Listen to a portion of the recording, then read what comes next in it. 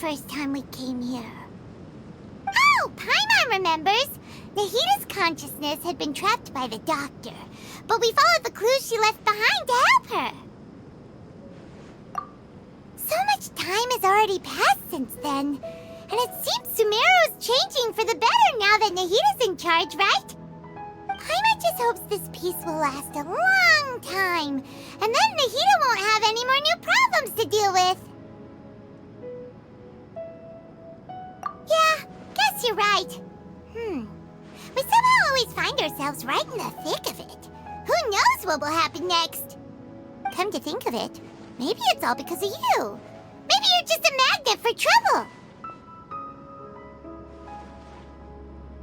Huh? Me? Before Paimon ran into you, Paimon never ran into any trouble. At most, when she was super tired, Paimon got caught in some strange whirlpool and sucked out into sea. And even then, you fished Paimon out! Anyway, for Nahita's sake, maybe we should think about heading to our next destination for now. Ah, look who it is. Running into you in a place like this? I can see you two still love wandering around. Oh, it's Dia! Since when are we just wandering around? We're usually taking care of some serious business. Even though it may have nothing to do with our journey. But never mind that. What brings you here? I just finished a commission in the desert for a usual client of mine. Nothing too interesting. Just escorting a shipment of goods. I'm on my way to report back. That's when I saw you two all the way over there, chatting away. What were you two talking about anyway? Huh? You serious? Can't say I saw that coming. But you are travelers after all. I guess you'd never stay for too long in one place. Bumping into you like this will become a rarity. I'm starting to feel sad just thinking about it. Hey, how about I gather a few mercs to escort you two? What do you say? Thanks, but no need. Oh, Paimon had no clue you'd miss us so much. But don't worry, we'll come back to see everyone when we get a chance. Sounds good. All you need to do to get to Fontaine is cross this stretch of desert and navigate some waterways. Knowing you two, I'm sure it won't be anything you can't handle. So, when are you leaving? Oh, wait a sec. Paimon just remembered there are still a few dishes in Sumeru that Paimon hasn't tried yet. Now, where's that list Paimon made?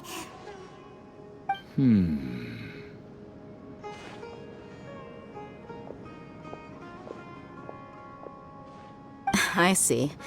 Guess you won't be needing a going-away party or anything. It's sad enough to see you go like this. Though, now that I think about it, Sumeru wouldn't be what it is today without you. Seems true heroes always prefer leaving quietly. By the way, should we go say bye to Nahita? Oh, good point. Then there's no need to bother her in the real world. Then, I guess this is goodbye for now, Traveler in Paimon. Whether as a client or a friend, you're always welcome to come find me. Goodbye, Dia. Bye-bye, Sumeru.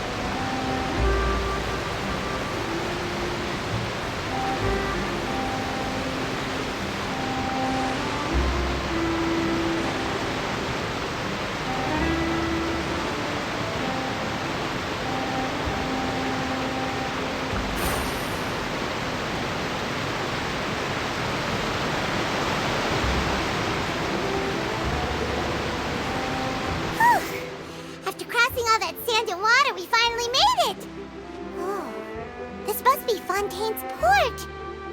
Wow, everything looks so advanced in Fontaine. Paimon's heard that the industry here is extremely developed, and there are all kinds of unusual machines. Just seeing the sights as a tourist is nice, but maybe it would be better if we found something to do. What do you think? Good idea! Nahida gave us loads of useful information. Seeking out the Seven is probably still our best source for information at this point. Yeah, the more we can learn, the better. So, what do you think the Hydro Archon's like? Will we get along? Nahida said that she has a very unique personality, whatever that means. To learn about a nation's god, start with the nation's people. There seems to be some locals talking over there. Let's go see if we can join the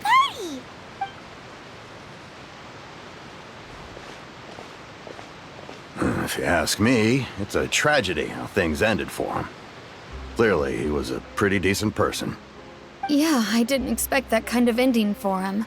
I thought he would at least fight on a little longer for his family. I was expecting a sudden plot twist, but it's a pity that it never happened. Still, his story is quite the tearjerker.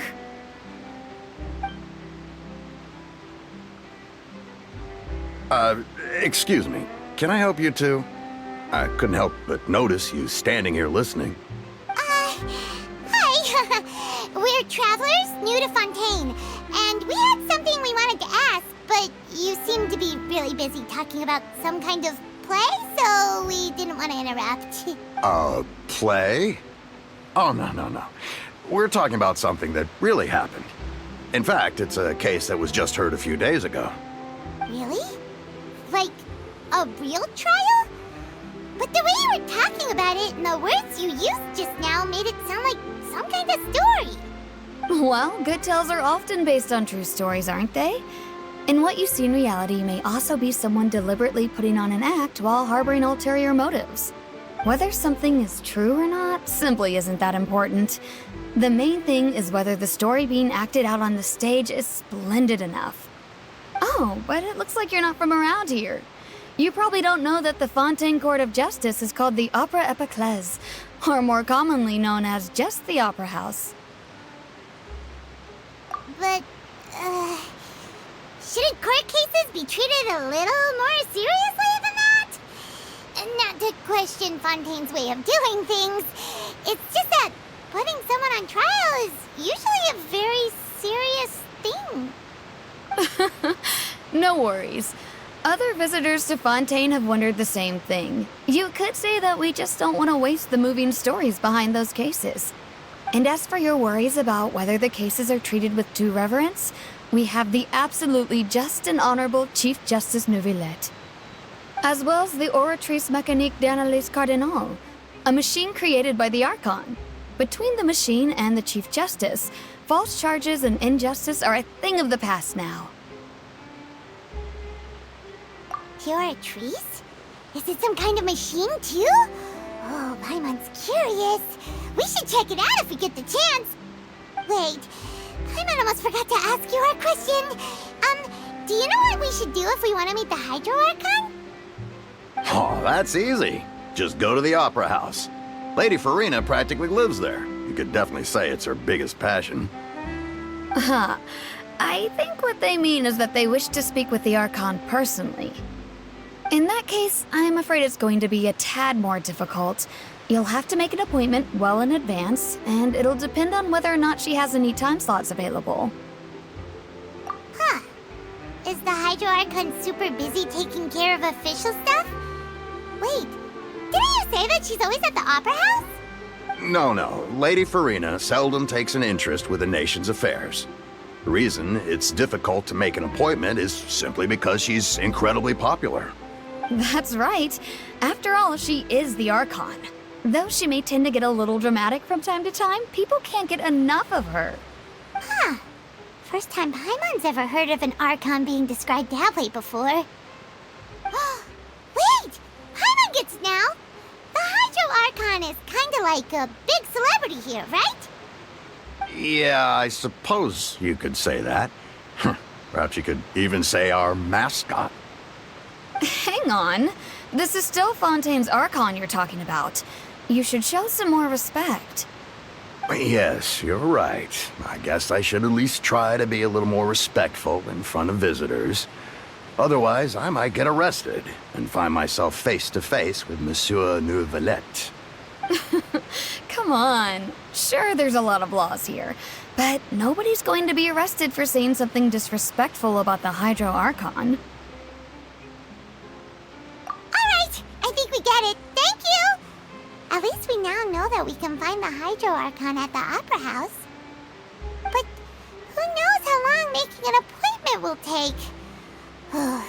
Guess we could have a look around the city in the meantime. Hey! What are you looking over there for?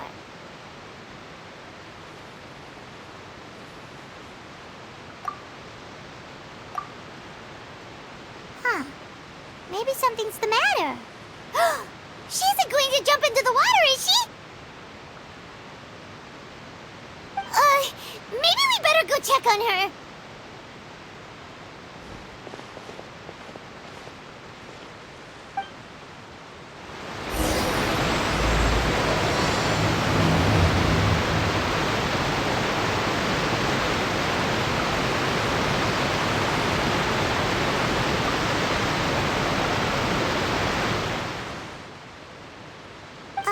Hello there. Excuse me. Are you alright? Huh? I'm fine. Thanks. Oh, okay then. We just noticed that you seem to be worried about something. About many things, actually. But there's nothing I can do but just keep my troubles to myself. I was just reminiscing about a place my brother and I would play when we were kids. It was just atop that hill over there. See? You're pointing at the sea. Wait, are you saying that you and your brother lived in the water? No people call the waters around Fontaine a sea. It's actually just an inland lake that's filled with fresh water. And no, I can still see that hill clearly in my memories. Now, it's been completely submerged. He would skip and jump, tossing sand in the wind. The sun shone brightly, and the air was filled with the scent of the sea. But now, the water is gradually swallowing our memories. It won't be long before it swallows us. Sorry. Paimon doesn't really get what you mean. I don't believe we've had the pleasure of meeting. Are you Lynette's new friends? Oh, and you are? Thanks for looking after my sister. She often comes here to reminisce about our childhood, that's all. There's no need for any concern. Oh, allow me to introduce myself. I'm Linny, and this is my sister Lynette. If I had to guess, I'd say you must be travelers from abroad. Nice to meet you. Paimon is Paimon, and this is the Traveler. We just arrived in Fontaine. We were just talking with your sister. Even though we didn't really get what she was saying. I see. It's unusual for Lynette to be so willing to talk with anyone. In fact, she seldom speaks at all. I'm usually the only one she ever talks to. Oh, really? Then you two are just like us. Paimon's always the one talking for some reason.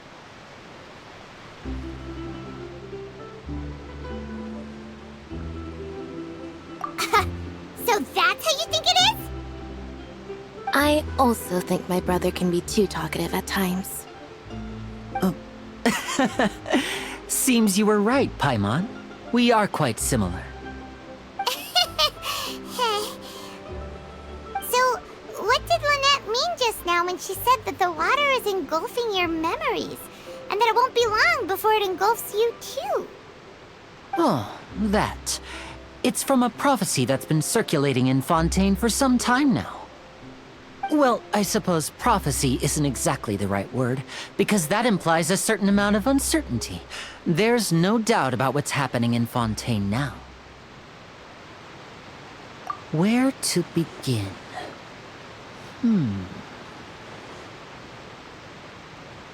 Let's put that question on hold for a moment. We still haven't formally greeted each other yet, have we? Did all the introductions earlier not count? Hello, traveler.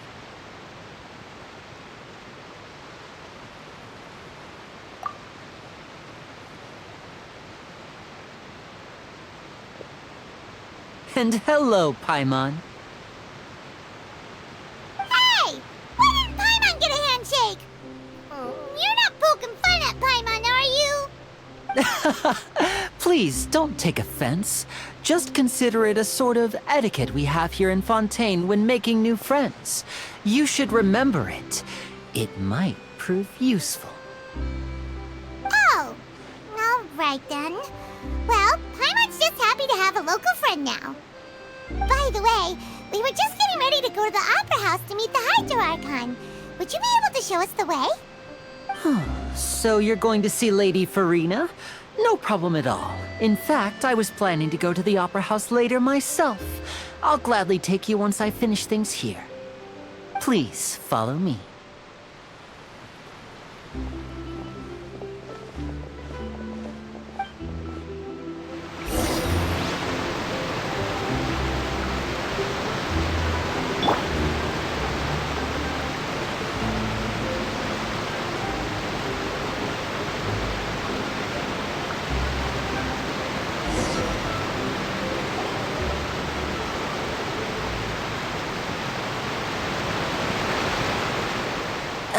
You said you were going to see Lady Farina?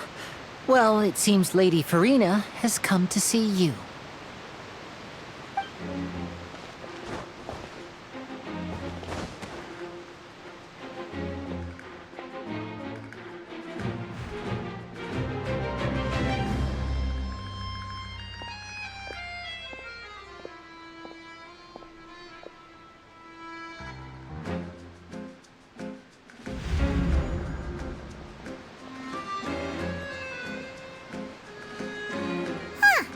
So, she's the Hydro Archon?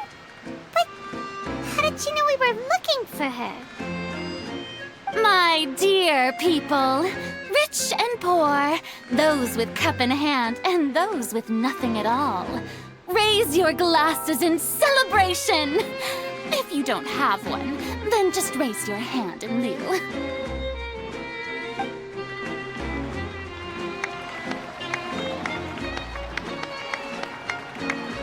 As you can all see, two unfamiliar travelers have arrived in our nation. Come, let us make a toast in honor of this traveler and his companion who have journeyed here from distant lands.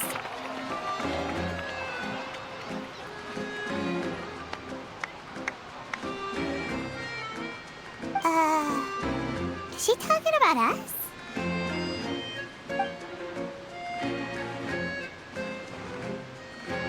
I've long heard of the turmoil and chaos you left in your wake as you visited other nations, but I welcome you nevertheless.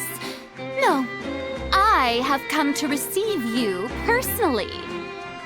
Fear is for insignificant cowards. I am a god, and I will never entertain the notion of such meaningless wariness. You can be rest assured. I see clearly your sincerity. Of course, seeking an audience with me is the most sensible thing to do. It will allow you to truly behold my power and witness my authority. Intelligent people always gather under the correct banner. I, Focalor, hereby welcome you to the nation of Hydro and acknowledge the value and significance of your trip. Now, you may rejoice in this. Yeah, Paimon still can't believe it. Feels like we've only been here for a few minutes. But the Hydro Archon's entrance was, how should Paimon describe it? A little over the top? Miss Hydro Archon? How did you know we were coming? I see. As believers, you inevitably lack even some of the most basic understanding. Don't forget that even the gods can be divided into the mediocre and the excellent. I suppose it's only natural for you to be awestruck by my abilities. You had best stop and consider. Do you really have the noble qualities and etiquette necessary to communicate with a god? All it takes is a flick of my finger for me to know everything about you. Oh, talk about sounding high and mighty. Oh? What's with these looks? Perhaps the welcoming ceremony still isn't enough? What else should I say then? Is she waiting for us to start talking? Wow, I didn't expect to see Lady Farina here. What a surprise! Wait, does this mean they're the legendary blonde traveler? How did I not notice before? Hey, what's all the commotion? Oh, is that Lady Farina? Is there some kind of drama going on? Of course. That's the blonde traveler. The one all those stories are about. Lady Farina came here to personally see him. Oh, I bet this is gonna be the duel of the century. Ooh, I've got to see this. I knew Lady Farina would never disappoint. Yes, but don't get too excited now. My dear believers and spectators alike tend to get quite rowdy, and despite the noise, I've come to tolerate all their ruckus. You may consider this my reward to all of you. I have determined that there will be an epic duel between myself and this traveler from another land, just as you were hoping to see. Now she wants to fight? Aren't we getting a little ahead of ourselves?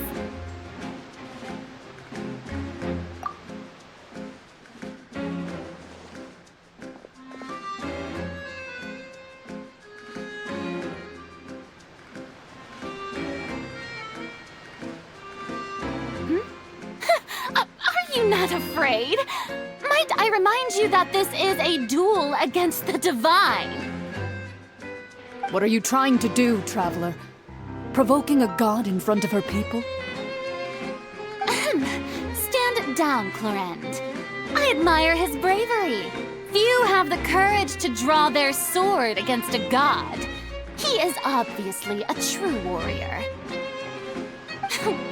Unfortunately, people nowadays only crave to be thrilled, and a mere duel will not slake their thirst for excitement. Oh, yeah, she's right. Just a duel wouldn't be all that interesting. On Araneus, criminals are always requesting duels to defend their honor. I'm getting a bit old, to tell the truth.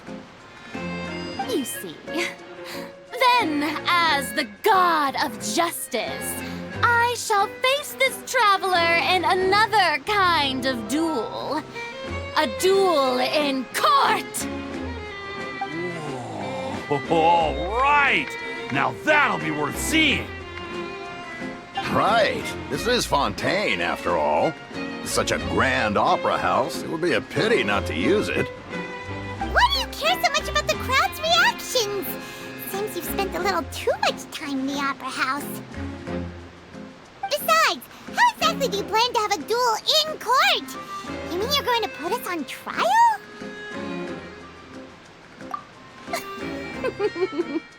Oh, we have reason to put you on trial.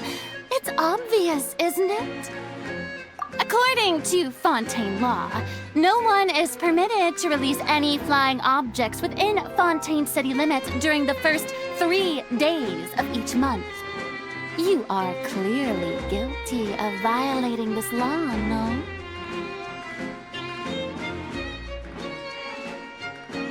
Oh, so that's what they've done wrong. That's our Lady Farina. No one knows the laws of Fontaine like she does. You call that obvious? What kind of law is that? Wait, flying object? You mean Paimon? Precisely! Now, if you two have no objections, then in the name of the Hydro Archon, I order your arrest. My apologies, Lady Farina. I don't mean to spoil the fun, but if you would allow me to interject, I don't think that Paimon here meets the definition of a flying object. You tell her, Linny! Finally someone who's not crazy. How could anyone call Paimon a flying object? Ah, great magician Linny, my beloved citizen. I'll permit you to object, but how exactly do you plan to prove your claim? As a magician who just rained on your parade, I naturally should shoulder the responsibility of saving the show. So, with such an audience gathered here, allow me to perform a trick for everyone.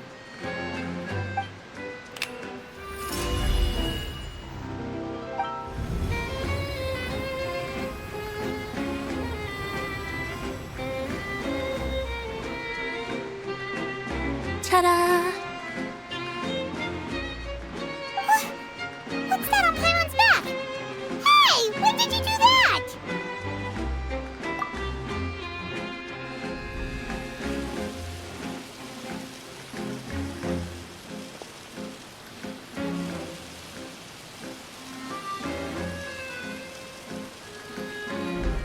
There.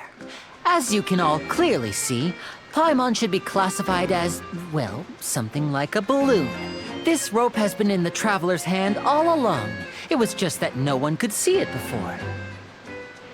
Huh? You call that magic? You've got to be joking. I thought it was pretty good. Nice one. Huh. I'm not sure what to think. It seems Lady Farina's charges no longer hold water.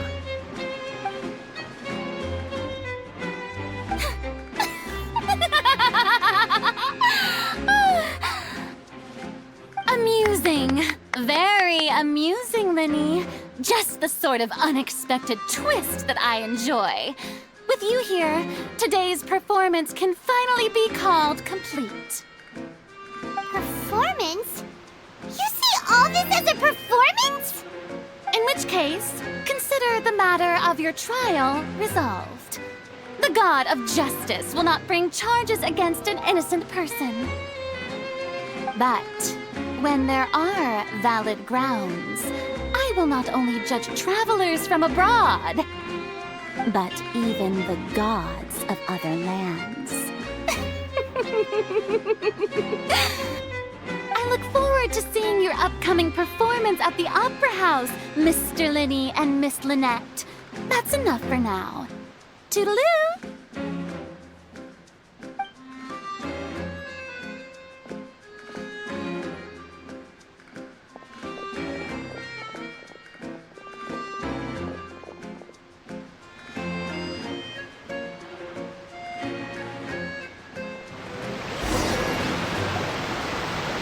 Just like that! She's gone! Well, that's the most unpredictable Archon Paimon's ever seen. You never even had a chance to ask her anything. But that's a problem for future Paimon. That whole scene just now was really... Don't mention it. I just happened to remember that there was such a law, so I did a little preparation, just in case. I didn't think it would actually come in handy.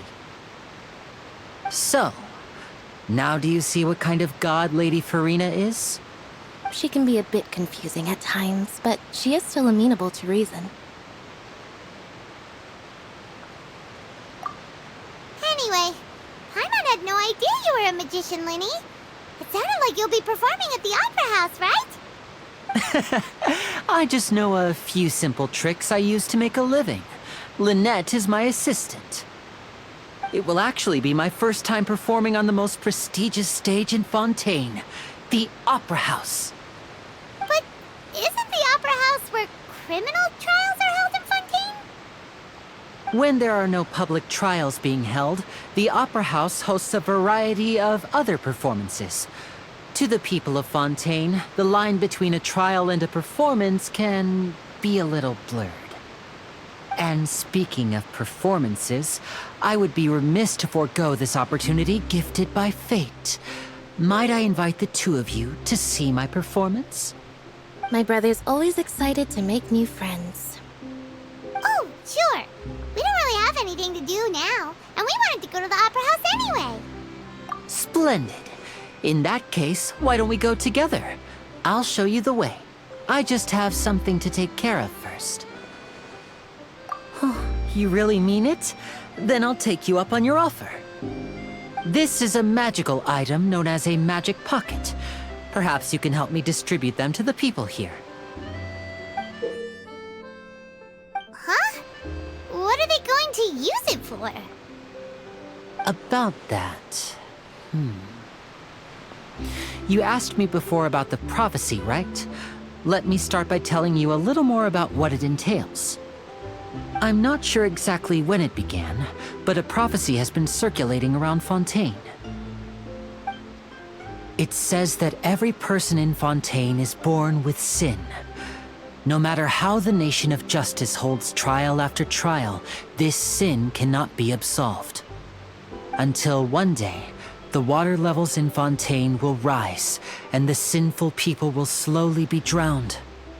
In the end, the people will all be dissolved into the waters, and only the Hydro Archon will remain, weeping on her throne. Only then will the sins of the people of Fontaine be washed away. That sounds pretty gloomy. Why are people in Fontaine born with sin? What is that supposed to mean? There are lots of guesses. Some say that the ancestors of Fontaine stole the power of the seas and stirred its wrath. Others say that the people of Fontaine never heeded the first Hydro Archon's warnings and offended Celestia.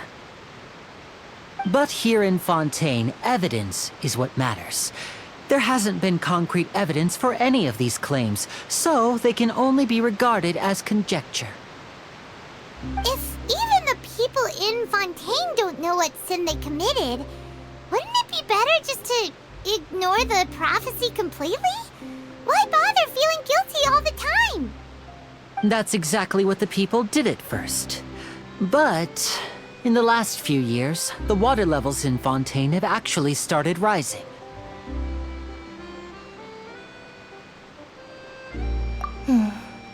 Many places have already been completely submerged, and now lie beneath the sea. Many people carry on with their lives as before and shrug it off as a natural phenomenon.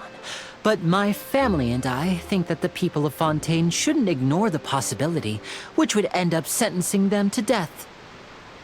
We hope that at least the people who reside near the waterfront can move away before it's too late. So, we've started distributing magic pockets to them. As a magical item, these magic pockets have astonishing capacity. I'm sure they will come in handy when people are moving their belongings. Oh, Paimon gets it! It's like preparing for a rainy day! But this is more than a bit of rain. Perhaps only absolute power could ever contend with such a catastrophe. But who knows? We're just tiny specks in the grand scheme of things. Now, if you'd like to help, then please give these magic pockets to anyone nearby. Be sure to convince them to take it, regardless of what they say.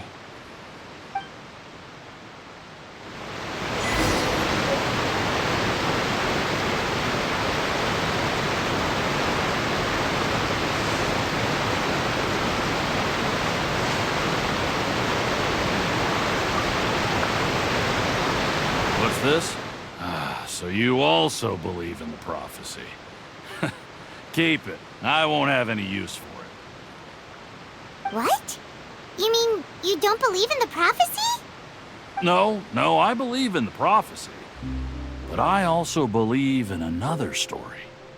The story says that people once lived in the ocean. They were one with the ocean and couldn't live apart from it. But as time wore on, people desired to live on land and developed blood vessels, encapsulating the sea within their bodies. Thus could people set foot on land. So, if you ask me, when the water rises and takes us all, it'll be like we're going home. Oh, we hadn't heard that one before. But people can't live underwater. They'll die. You should probably still take it. All right, I'll take it. I guess I just feel that being dissolved into the water doesn't necessarily mean death.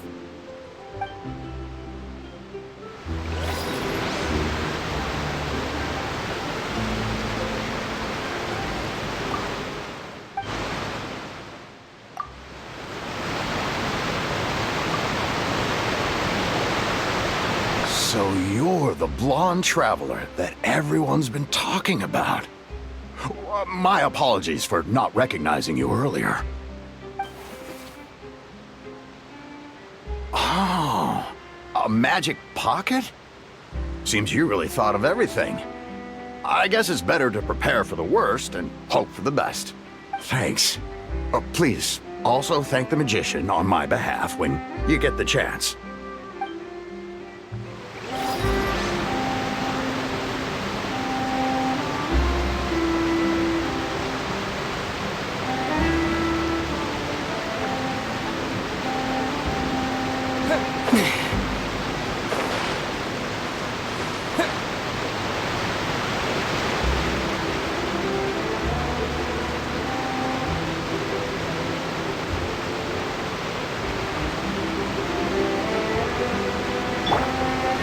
One with nature.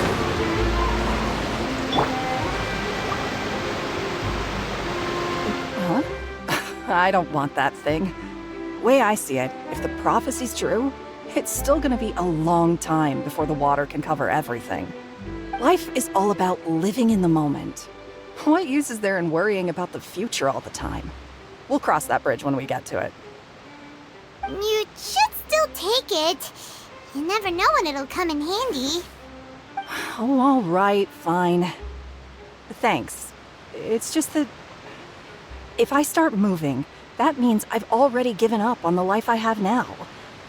I'd really rather not.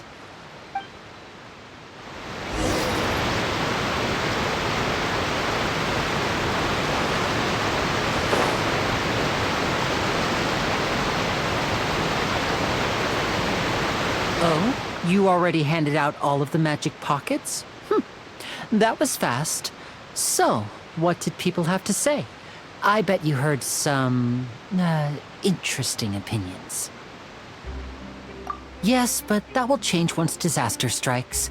I know they'll change their minds, so it's only right to help them prepare. Is there anything else you need to do before we leave? Yes, one last thing. I have the magic pockets made by a workshop in the court of Fontaine. Since we're out and about, I was thinking about bringing him some more materials. So, you want to collect materials? Just tell us what the materials look like and we'll help. Many hands make light work. Oh, that would be much appreciated. We'll need some Romaritime flowers. I remember seeing them near the waterfront on the east side of the harbor.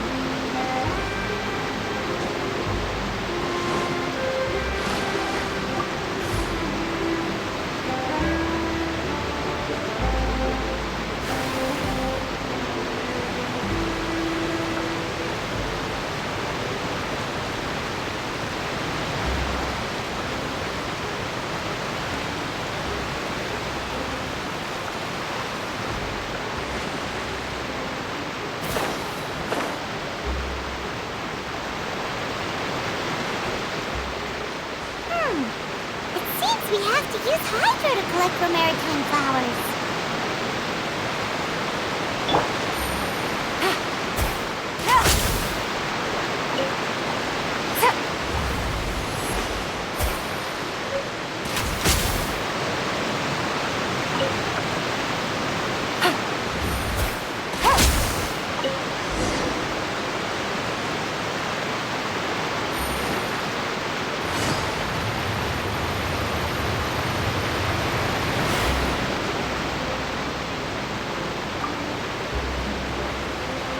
You made quick work of that. I can tell you're an experienced traveler.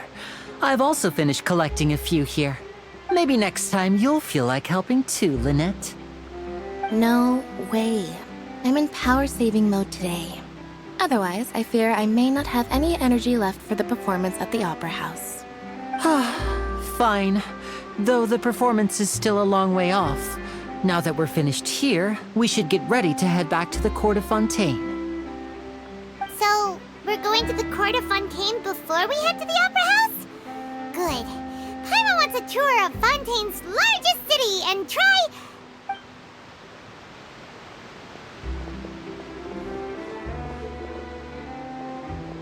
Wait, shh.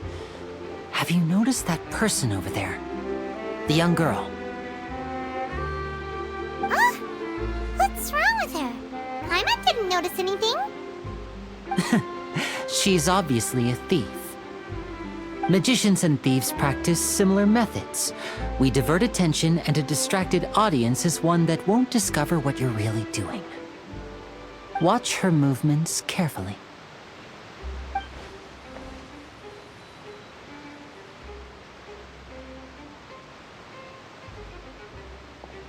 Oh, he's right! Shh, keep your voice down. We need to think of a way to catch her, but it seems she's very alert. Perhaps we should split up. You two can ride the lift over there and wait up top. I bet that'll be her escape route if she tries to run. All right, let's go.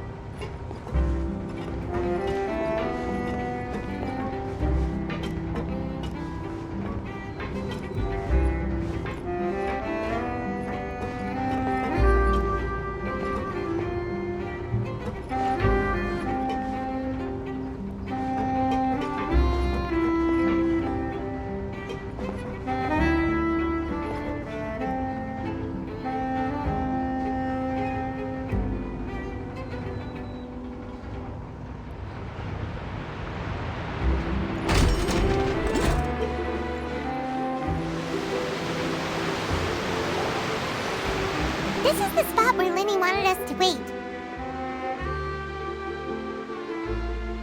Oh, look! Isn't that her?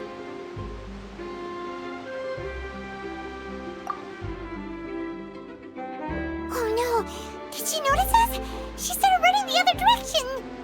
What should we do? Should we chase her?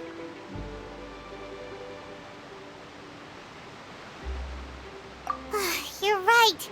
She might also be trying to lure us away.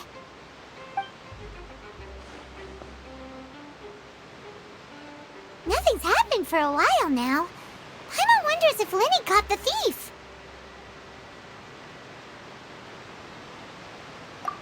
Yeah, let's go.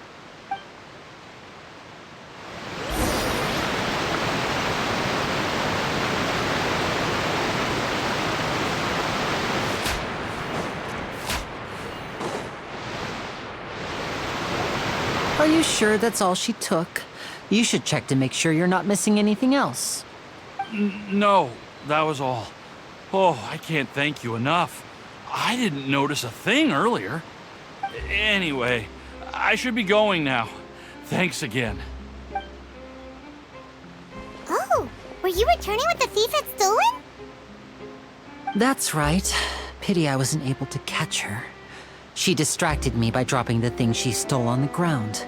By the time I looked back, she was already gone. I saw the general direction she went, but Linny twisted his ankle, and I needed to make sure he was okay. Oh, did you get hurt, Linny? I'll be all right. It's just a twisted ankle, that's all. In fact, it's feeling better already. If you want to play at being a hero, at least try not to get hurt doing it. Imagine what would happen if you managed to derail our performance as a result. You're right. Sorry, Lynette. I have to admit that the thief was even more skilled than I had anticipated. But at least we were able to get the stolen items back, so it wasn't a complete failure. What a slippery little thief! Guess things turned out alright in the end, though. Libby's initiative paid off! Alright, let's put this little detour behind us. We should go to the Court of Fontaine now.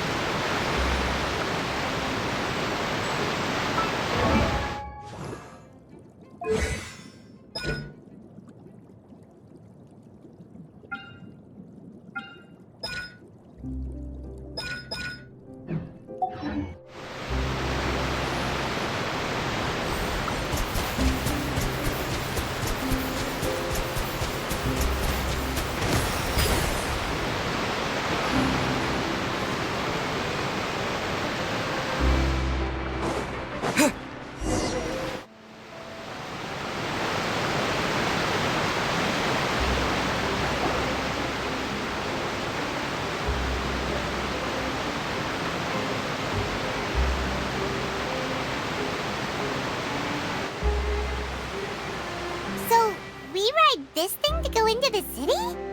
What an ingenious way to get around! People in Fontaine really know how to use water!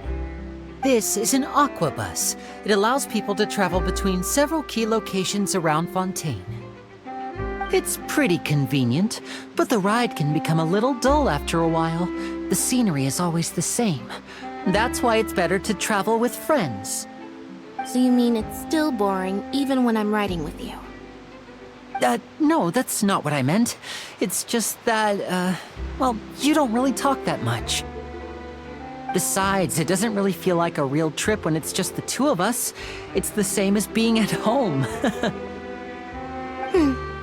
Whatever.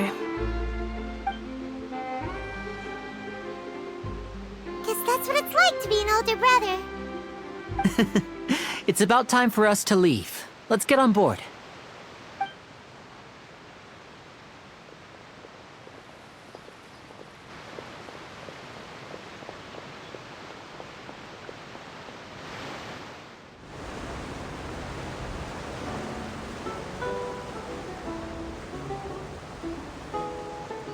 Huh?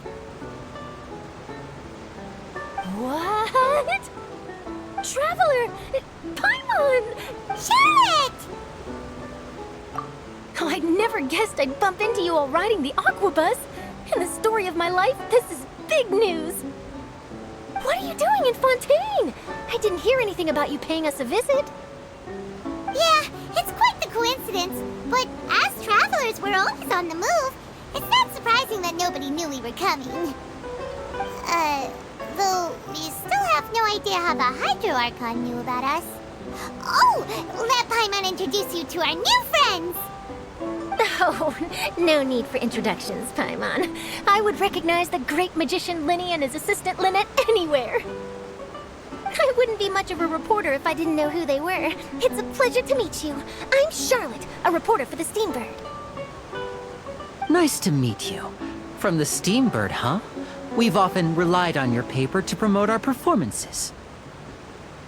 It's an honor to meet you. Now that everyone knows each other, Fontaine suddenly doesn't feel like such an unfamiliar place. So, what have you been up to lately, Charlotte? Any big news? Not too much. When there isn't any breaking news, I mainly cover the trials at the Opera House. You can still manage to keep readers' attention as long as you tell things from a clever enough angle, even if it's the same old topics. For example, reporting on how a scammer once deceived vulnerable girls into relationships, or how a financial criminal was once so poor that they ate a single piece of bread for 5 days. Ah, you're right. Seems you know me pretty well. What I'm really after is exclusive, sensational news pieces that could shake the country. These smaller stories are a waste of my talents. Oh, I just remembered. I've been following a case lately. Well, a series of cases, actually. You mean the serial disappearances of young women case? That's right! These stories are the talk of the town right now, and it's probably the most mysterious case we've ever seen. If I'm the first with a draft ready to publish when the case is finally cracked, and it's the headline story in the Steambird, oh, when that happens, I bet all the other reporters will shed tears of envy. I've already gathered all kinds of materials. I just can't wait for the truth to be revealed. So, what is the serial disappearances of young women case? You mean the culprit hasn't been found? That's right. The first missing girl case happened almost 20 years ago. And ever since, after a period of time, another girl disappears. What the cases have in common is that the girls are all of a similar age, and that they've all vanished without a trace. But the scariest part is that to this day, none of the girls have ever been found. Many suspects have been arrested over the years in connection with this case, but shortly after each arrest, another disappearance would always happen. Yes, it's possible. But either way, I believe that every case has some precise truth behind it, waiting to be exposed. Yes, I agree. And at the very least, the family of those missing girls deserves some sort of explanation. I just imagined for a second what I would do if Lynette were to suddenly disappear. I'd pay any price to get her back, and then find a way to track down the culprit. Please don't imagine that, Linny.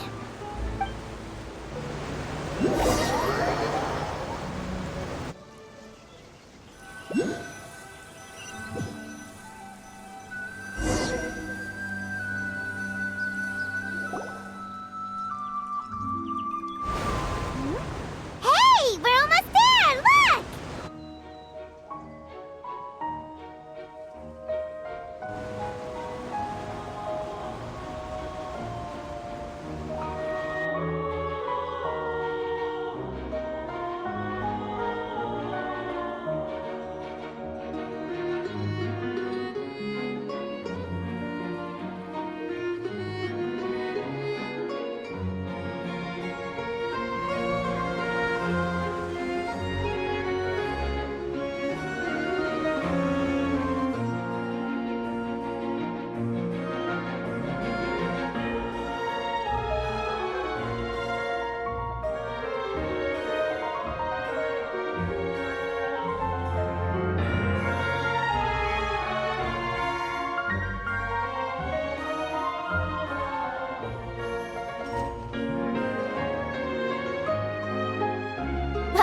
I really enjoyed chatting with you.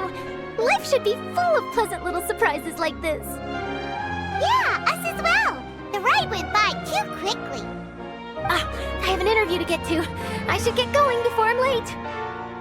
Okay. Paimon hopes we can chat again soon, Charlotte. See ya!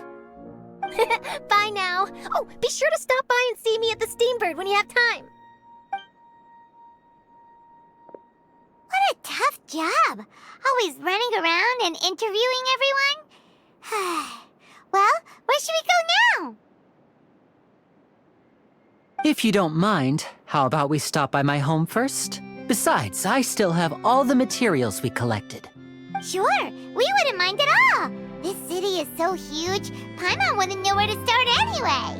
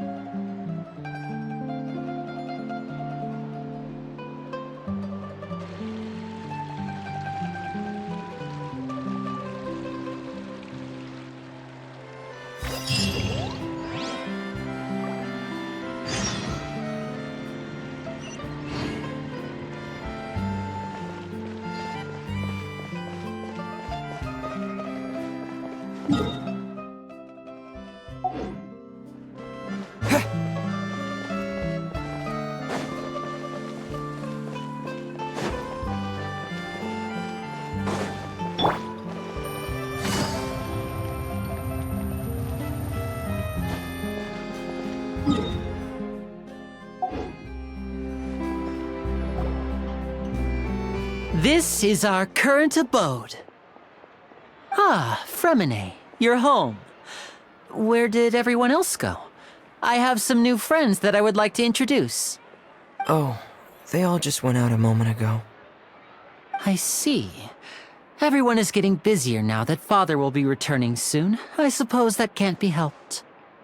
Allow me to introduce you to my little brother, Fremine.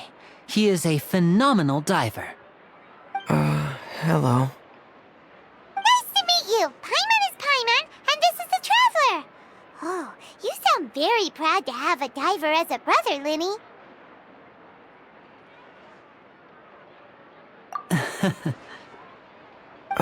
Linny, could you come here for a moment?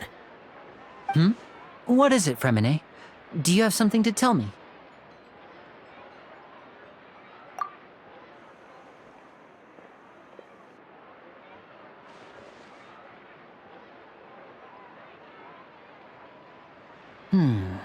Okay, I see. Is everything all right? Oh, it's nothing. We were just discussing a little housework. Sorry for the interruption. Oh, before I forget, the Traveler and I collected more materials to make magic pockets. Were you able to get any, Fremine? Yes, I went diving and gathered lots of materials.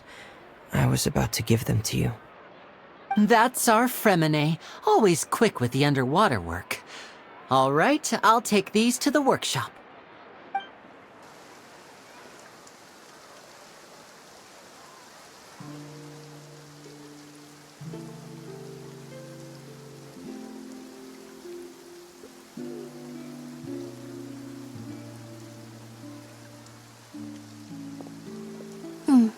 Looks like rain.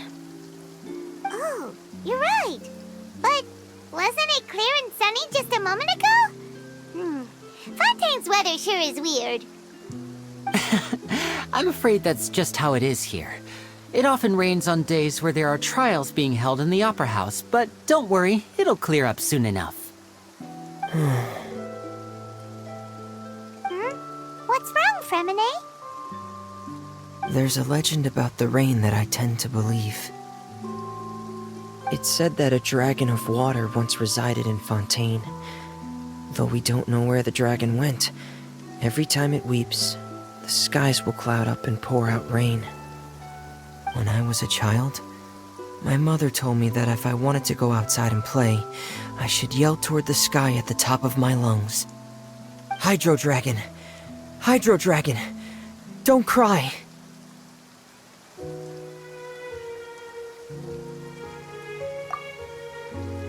If it's an elemental dragon, then having the power to make it rain wouldn't be very unusual. Let Paimon try something. Hydro Dragon, don't cry!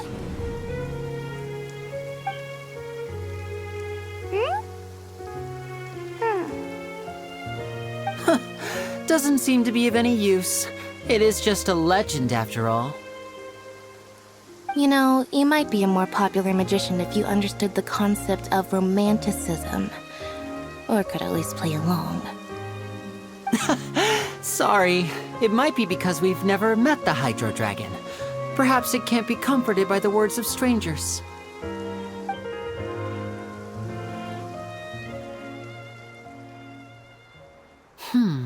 It rained for longer than I suspected. Oh, it's already getting late. Was there something you needed to do, Linny? Yeah, some preparations for the show at the Opera House. I need to find a way to catch the last aqua bus of the day.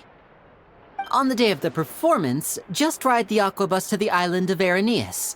I'll have Lynette meet you at the fountain in front of the Opera House.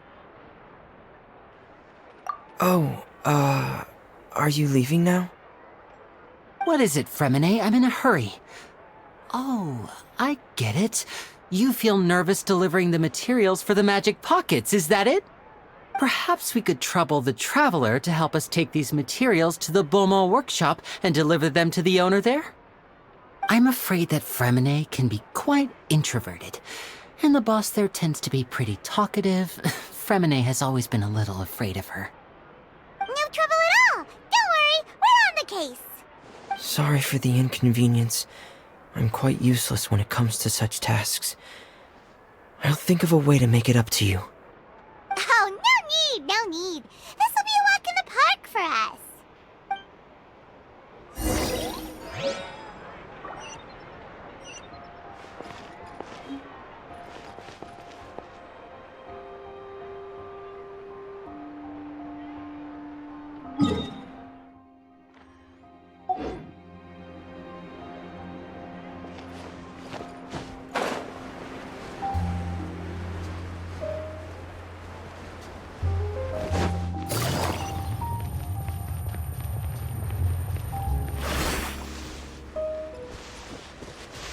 Take it easy.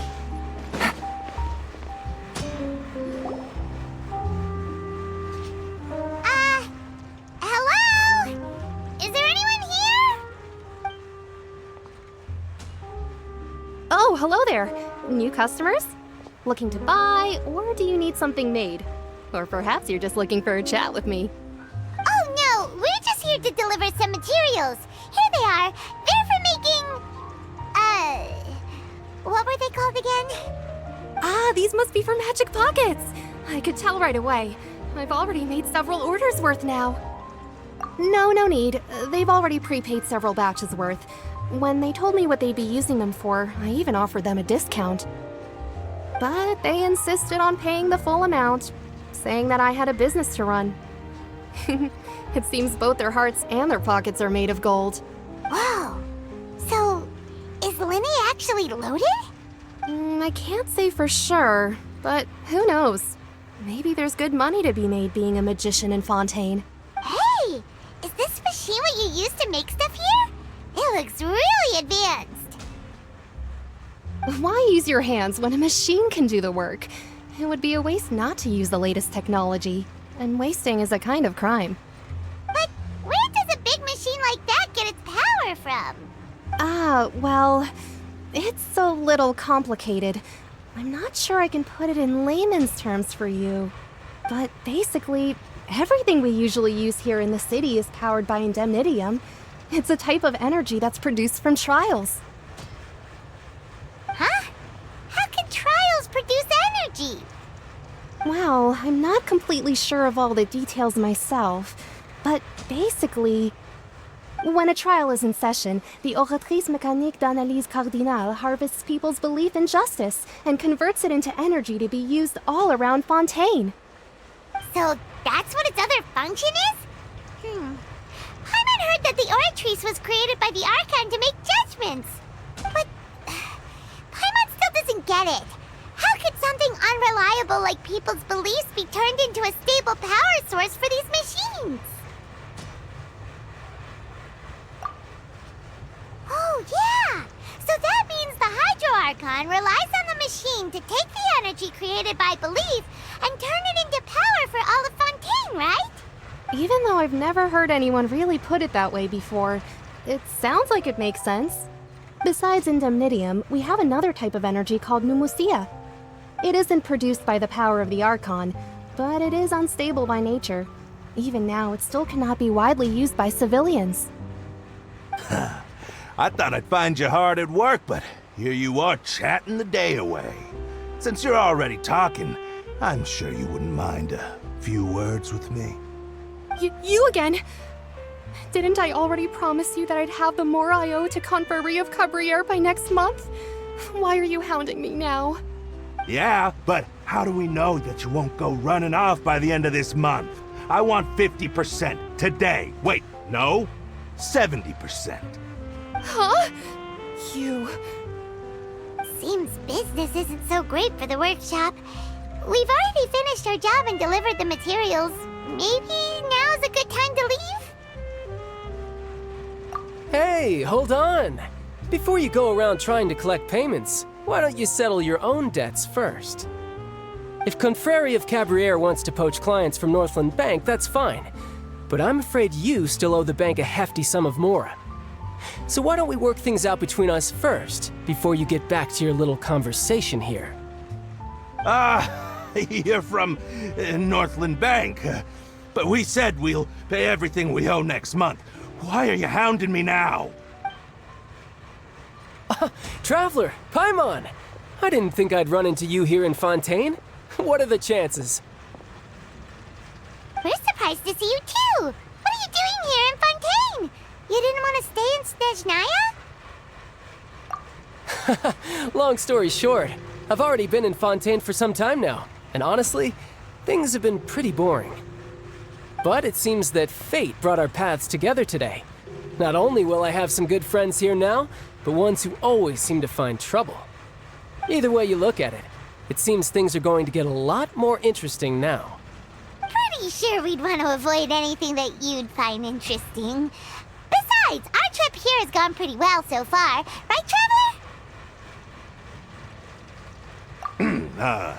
Hey, you, Northland Bank boy. Aren't you forgetting something? Don't interrupt. It's not often I run into the Traveler like this. Why don't you wait for me over there for a while? You kidding? Aren't you the one looking for us? You really expect us to sit and twiddle our thumbs while you catch up with your friends? Listen to me, boy. If you want your mora, fine. Why don't you come and take it? Hey, I just said not to interrupt. Oh, by the way, Traveler, the last time I took Tonya and Tusser ice fishing, Tusser said, "Hey, that's way over the line! All right, boys, let's see who has to pay up now!" Can you at least let me finish one sentence? Fine, though the bank told me not to get rough with our clients. You're the ones who started it. This is an act of self-defense. You two will have to be my witnesses, okay? I'm sure this won't take long.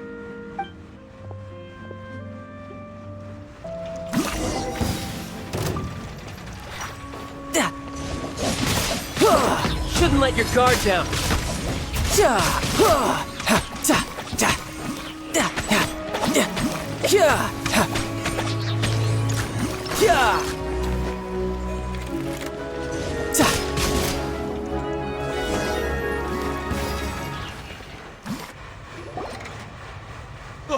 What's your deal, Brad? How are you so strong if you're just a staffer from Snezhnaya's Northland Bank? Wait, don't tell me you're... Oh, now you notice. It's a little late, don't you think? Just make sure you understand that you don't mess with Northland Bank. got it?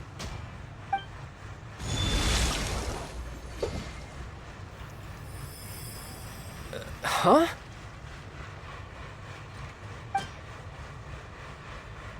Now's my chance!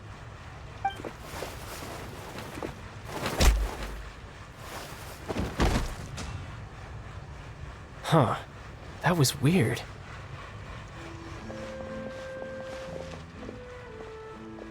I'm not sure. It's as if I suddenly lost control of my hydro powers when I needed them. Maybe there's something wrong with my vision? Strange. How could that happen? First time Paimon's ever heard of someone losing control of their vision. Never mind. It doesn't matter. If I want to stay sharp, I shouldn't be relying too much on my vision anyway. Besides, I always have my delusion in case I need it. So what are you doing in Fontaine, child? I don't see its work for Northland Bank. Well, I guess it's because I've been in a bad mood lately. Huh? What kind of reason is that? Wait, since when do you feel down about anything? I don't know. Maybe I still have a lot to learn about myself. But recently, there seems to be some sort of restless power stirring inside of me. And I don't know why, but every now and then I feel like I'm in a terrible mood. Maybe you losing control of your vision just now is connected with that power you're feeling inside. That is a possibility. I can't remember if I ever mentioned it before, but when I was 14, I fell into some unknown abyss. It was during that time I learned nearly all of my abilities. The one who took me under her wing and taught me was named Skirk.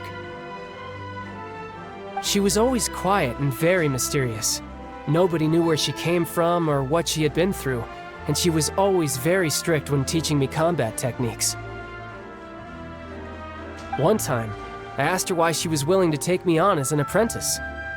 From what I could make of her answer, it was because I had awakened it, and traces of it remained on me.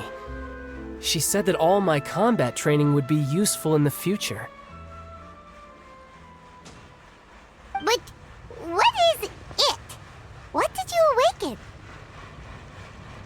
She never explained that, but my guess is that it's related to a dream I saw when I had just fallen into that abyss.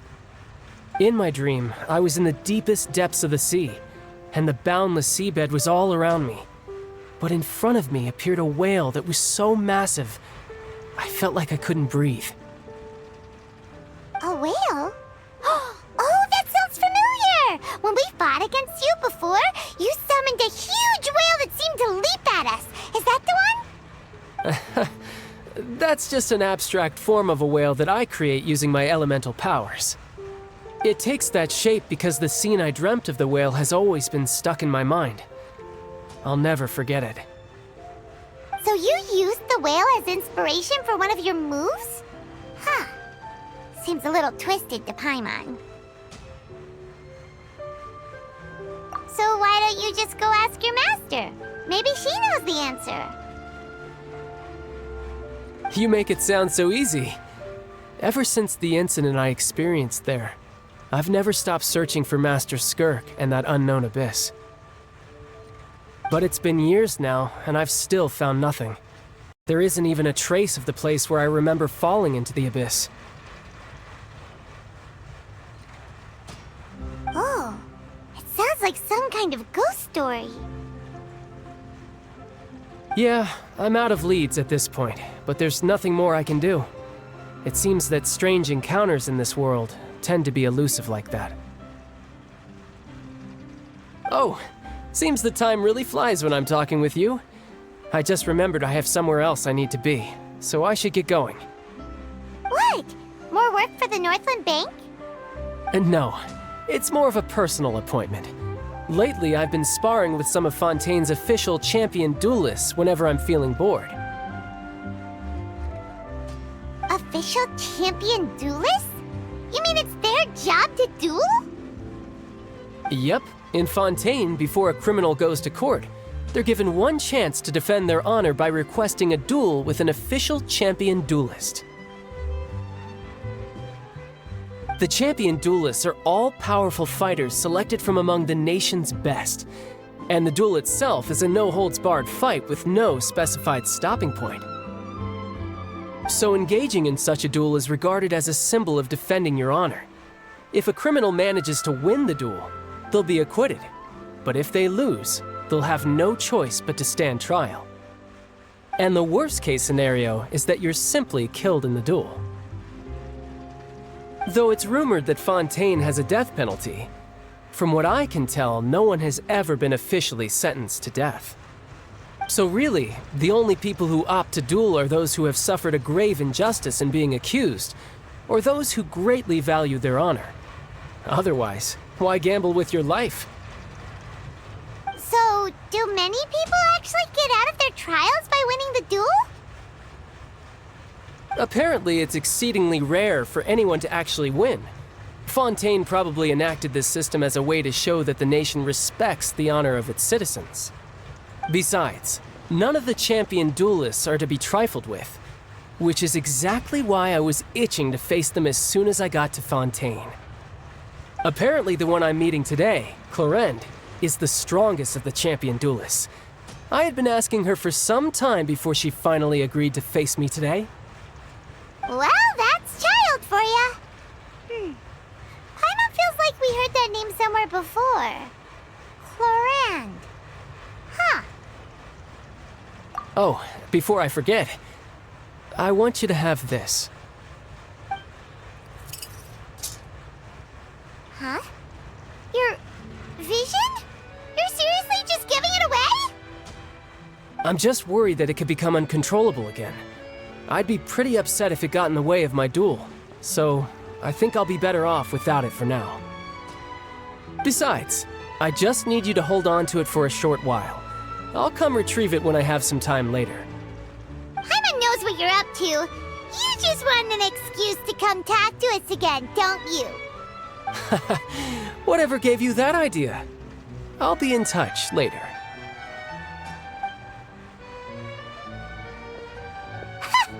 That sneaky guy. He said he's been feeling down lately, but he seemed the same as ever to Paimon. Well, seems we don't have much to do for now. We might as well walk around and see the city before Lenny's performance.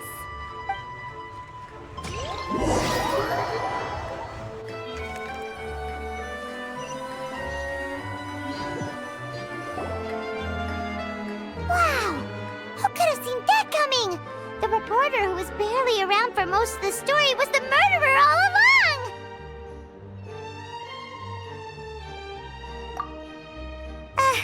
Sorry. Paimon was just surprised, that's all. Paimon never saw that twist coming. The murder mystery novels here are amazing! The whodunits here in Fontaine are a lot different than the light novels you see from Yai Publishing House. Both have their merits, but Paimon thinks this style of novels are more, well, novel. It's so exciting to reach the moment when the mystery is uncovered, especially in the one Paimon was just reading. You should buy a copy and read it too. Oh, sorry about that. Paimon will be more careful next time. Hey, shouldn't we be heading to the Opera House to see Linny's performance soon? It's almost time for the show to start, so we should get going. Linny said that the Opera House is on Aranias, so let's go ride the Aquabus!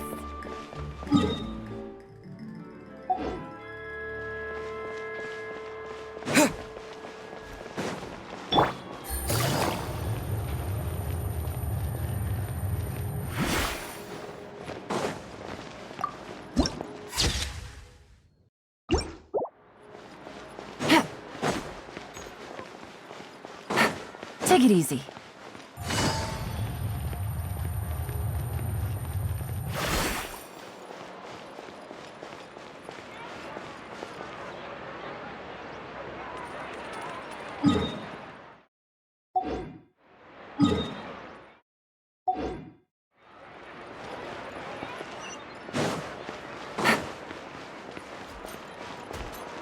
Take it easy.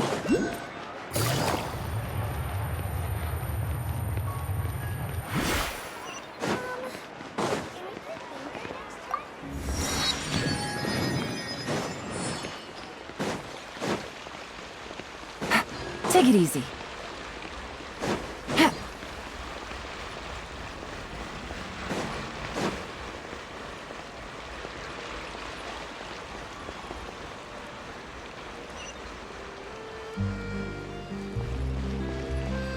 Take it easy.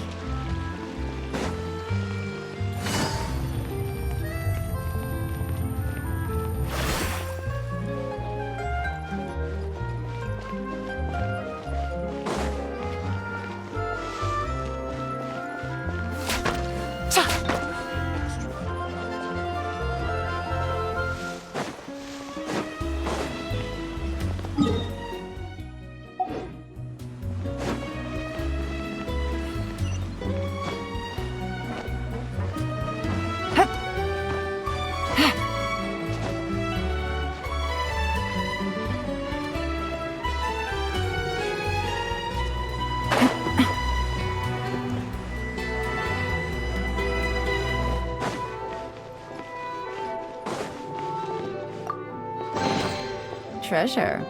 One way to draw your target out of hiding.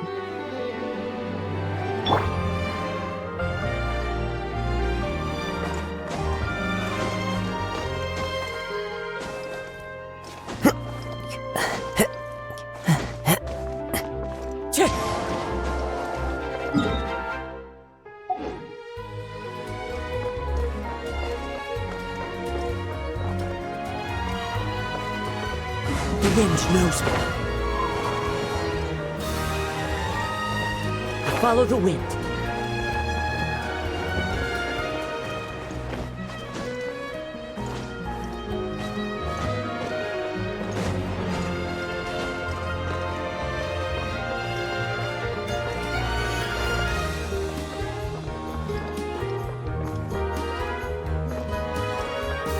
One with nature.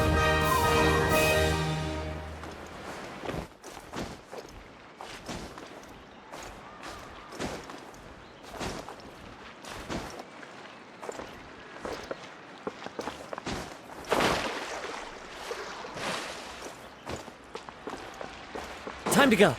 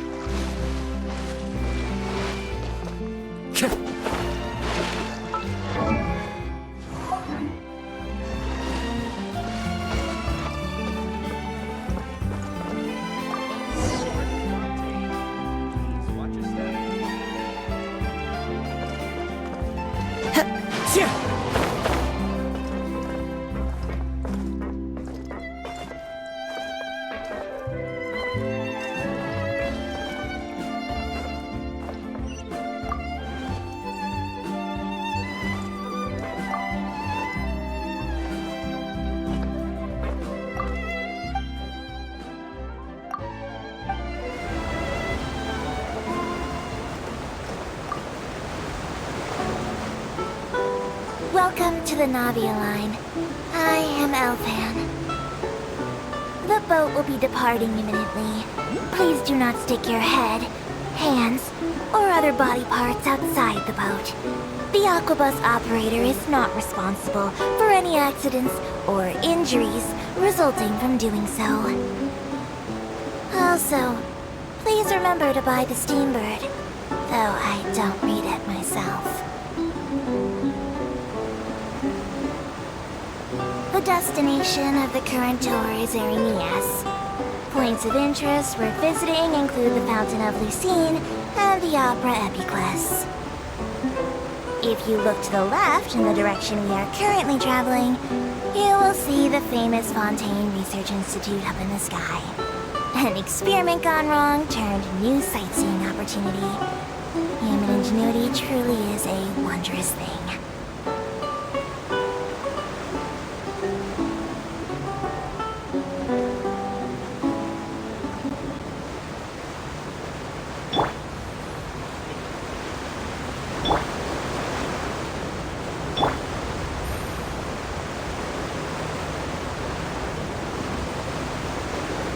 Approaching our final destination. Please be sure to bring all your personal belongings with you as you disembark. Even though I will take any forgotten items to the lost and found, the paperwork is rather annoying, as nosy hands are not suitable for grasping pens. Please be careful when disembarking. It has been my honor to be your tour guide this trip. Thank you.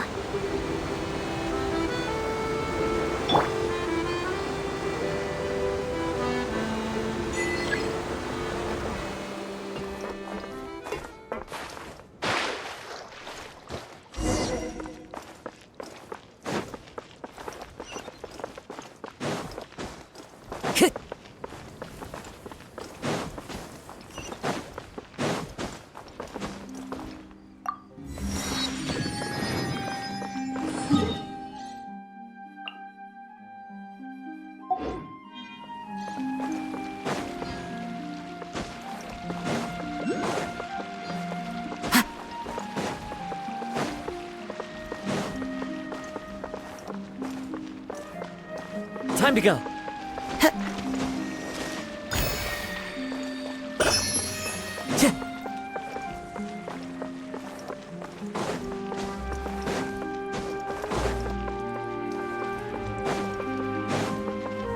Time to go.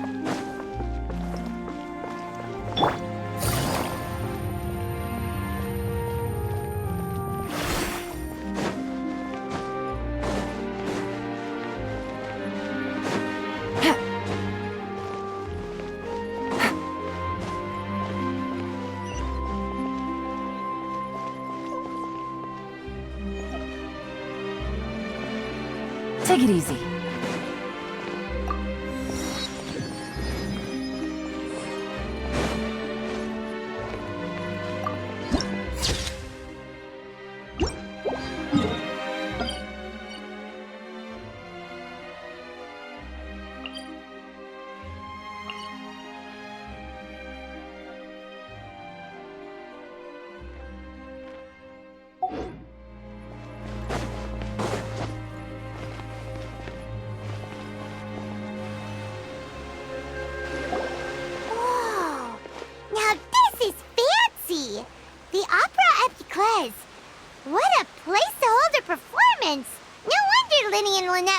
Forward to it.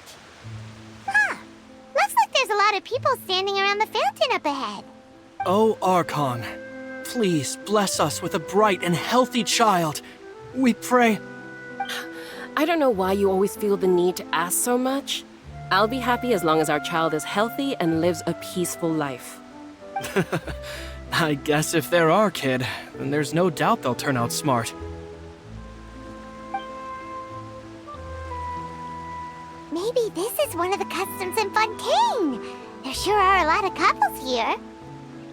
Vache. What's wrong? Vache. Vache.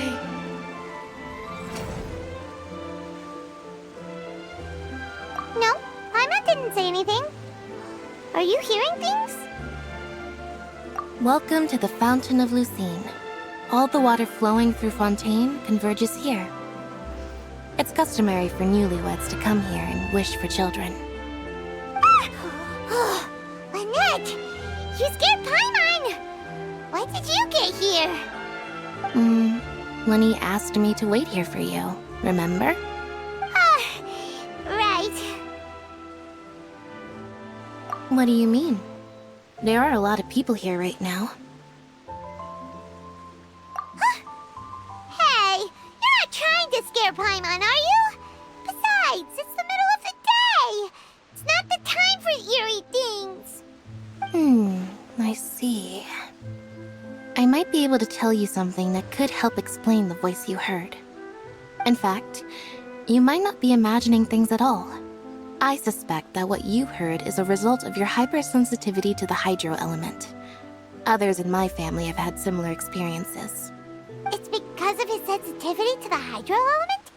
But what would hearing a voice have to do with elemental power? When do you cry, Paimon? Wait, what? What does that have to do with anything? Just answer me. When do you cry?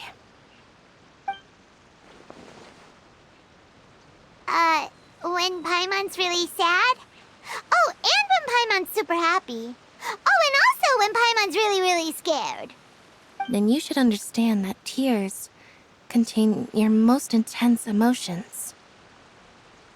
Like I just mentioned, the Fountain of Lucine is where all the flowing water in Fontaine converges. Even the tears that fall to the ground will eventually gather here. So maybe what you heard was the intense emotion coming from someone's tears. So, what did the voice say? If you were hearing their emotions, then Paimon wonders what happened to them. Rather than worrying about them, we should worry about my brother first. Don't let that calm look of his fool you. He tends to get pretty nervous just before a performance. So chatting with Linny might help him relax a little before he goes on stage. Oh, right. That makes sense. Let's go in and see Linny.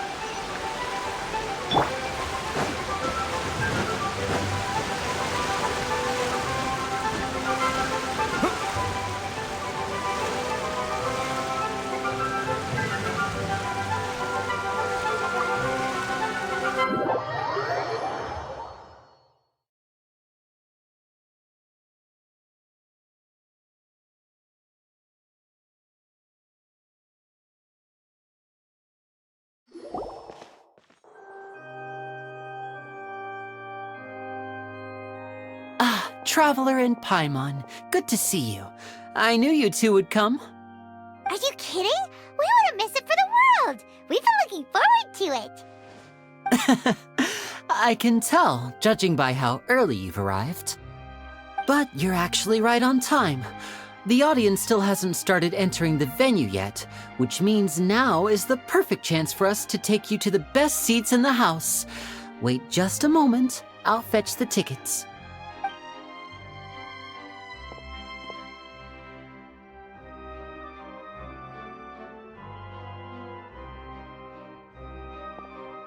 The Opera House has assigned seating, so you always have to make reservations. I've already reserved your seats, and here are your tickets. Ooh, front row seats! Thanks, Linny! Don't mention it. There's no need to keep thanking me. Hey, Linny! Could you come over here and take a look at this? Oh, I'll be right there. Seems there's an issue with the stage props over there. That's Cal, my assistant, calling me. I'll go lend him a hand. Yeah, we'll just go to our seats. You go ahead, Linny.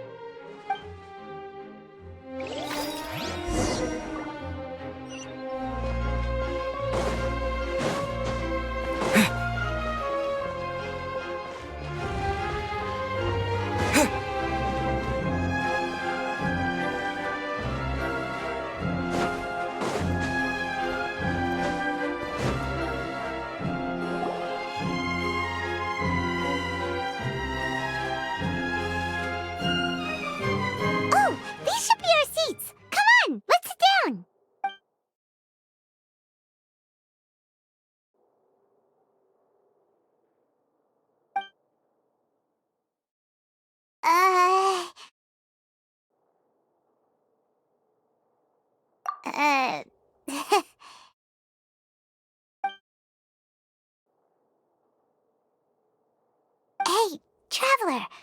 Maybe we should strike up a conversation with the person next to us.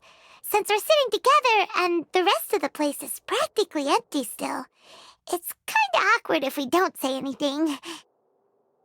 Oh, you little... Of course you put this on Paimon! Excuse me, I did not realize you felt awkward. I am terribly sorry. I would be perfectly happy to chat with you if that is what you would like.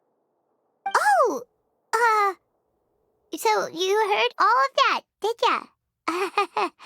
Boy, you sure have good ears. Paimon thought she was keeping her voice down. Wait, that's not it. Paimon's sorry.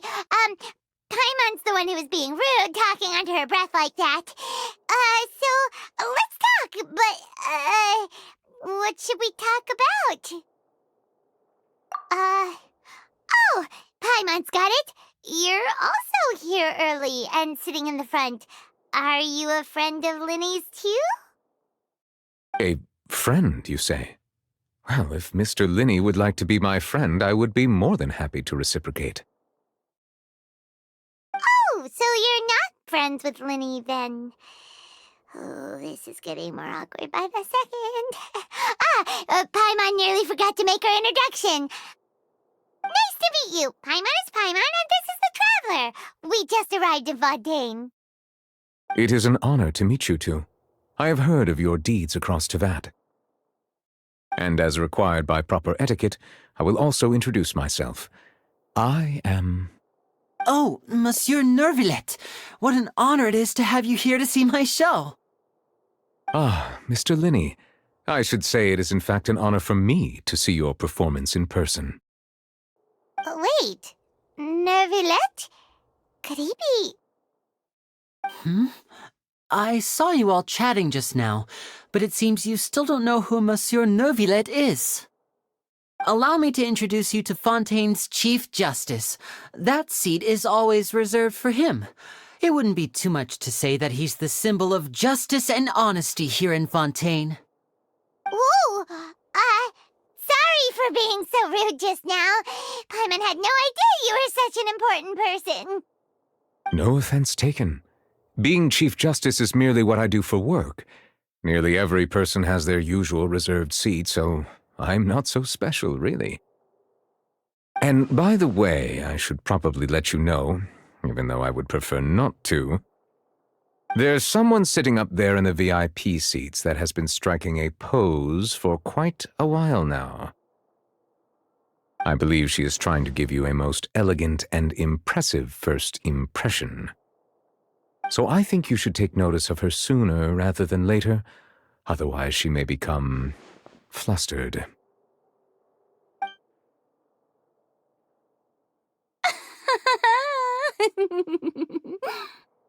Huh? Oh, it's Farina, the Hydro Archon. Huh. She sure has a smug and satisfied look on her face. Guess she has no idea that you saw right through her act. Very good. That is for the best. No need to pay her any more attention. We may now enjoy the show. Huh? So is this what things are like between the Chief Justice and the Hydro Archon? All right, please wait just a moment longer. I've pretty much finished my preparations, and the performance will start as soon as the audience has made their way to their seats. Yay! The show's finally about to start! Paimon can hardly wait! Paimon's never seen a real live magic show before!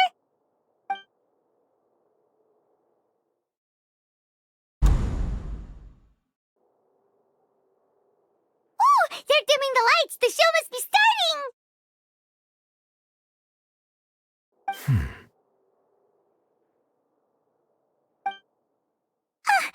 Sorry. Paimon will try to stay quiet. Welcome, one and all, to the Opera Epiclese. I am the star of today's show, Linny. And over here is my sister, Lynette, who will be working as my wonderful assistant. Please, let's give her a warm welcome. Hello, everyone. I know she may seem to be a little sleepy right now, but that's just a sign that she's nervous. Whatever. Now, some of you may be thinking, two vision holders who can freely manipulate elemental powers performing magic is not true magic at all. So, I would like to take a moment to assure you that elemental powers will have nothing to do with what you will witness on the stage today.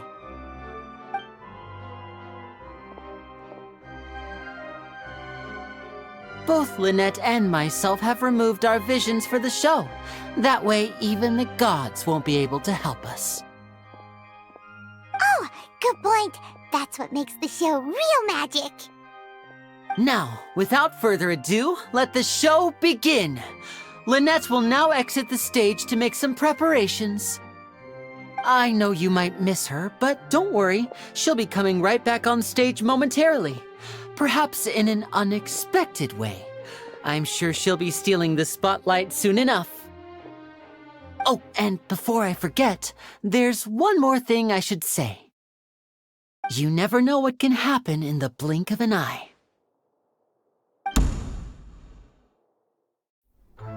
A magician's greatest skill is making things disappear or appear. The possibilities are endless.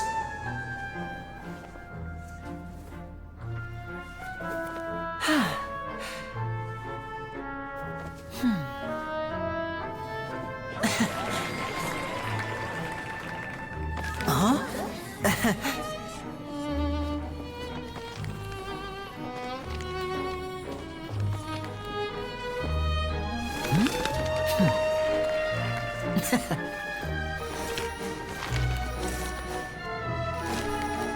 But this isn't what you came for. These little tricks, you've seen them all before. So it's time for something truly extraordinary, don't you think? This one's a little tricky.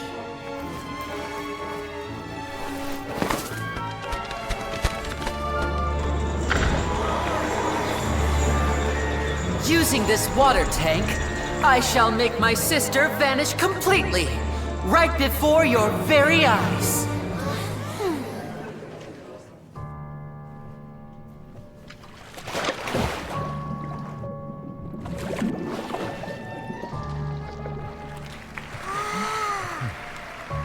It's actually quite simple. She'll just turn into air bubbles and float right out of the top.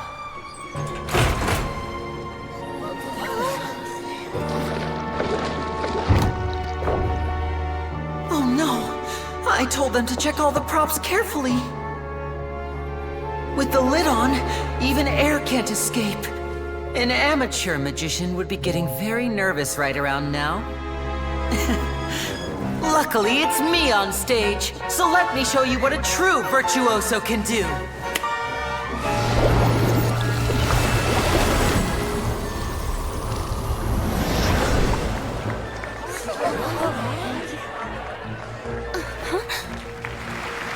Lynette, are you still there? Don't go too far. We don't want to use up all our magic. Hi, I'm back. Uh-huh.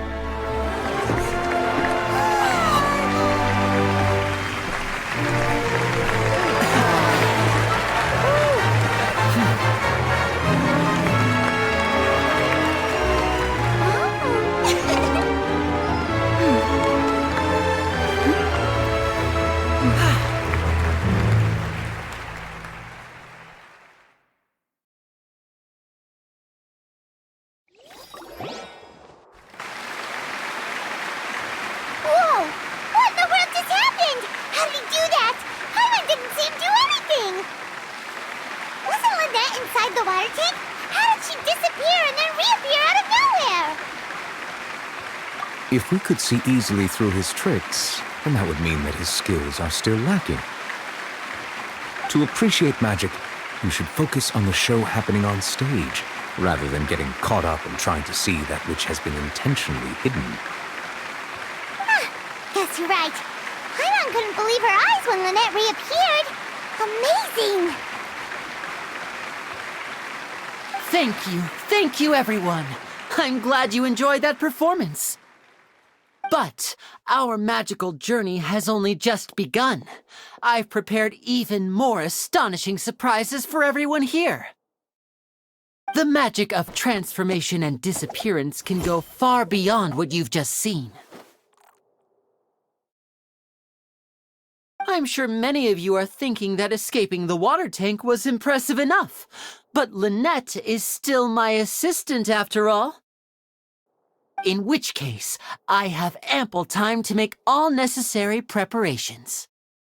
So, for my next trick, I will require the participation of one lucky audience member. Please, if my assistants could bring out the magical boxes now. There are 2 boxes, and only 2 boxes. One is here, and one is there in the aisle among the audience. I'm sure many of our clever audience members have already guessed our next magic trick. A swap! Our lucky audience member and I will each enter a magic box. After 1 minute, we will each emerge from the opposite box. Now please, everyone pay very close attention to the box you see here. Don't give me any chance to make a move. Wow! How's he gonna do this? Hey, do you think this is all magic tricks, or does Lenny have actual superpowers? The lucky audience member will be generated by this random number selector.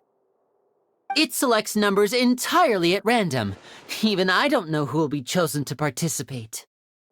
Now then, let's begin.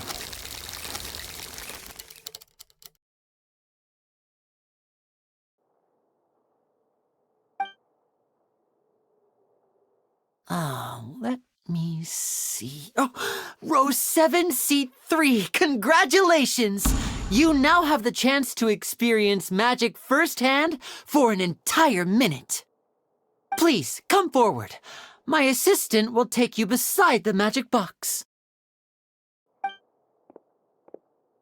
I'm sorry, it might be a little cramped inside, but no need to feel nervous. We've carefully arranged everything for you to be as comfortable as possible. You don't need to do anything, but no matter what strange things may happen, don't come out of the box. If the magic is interrupted, who knows where you might end up?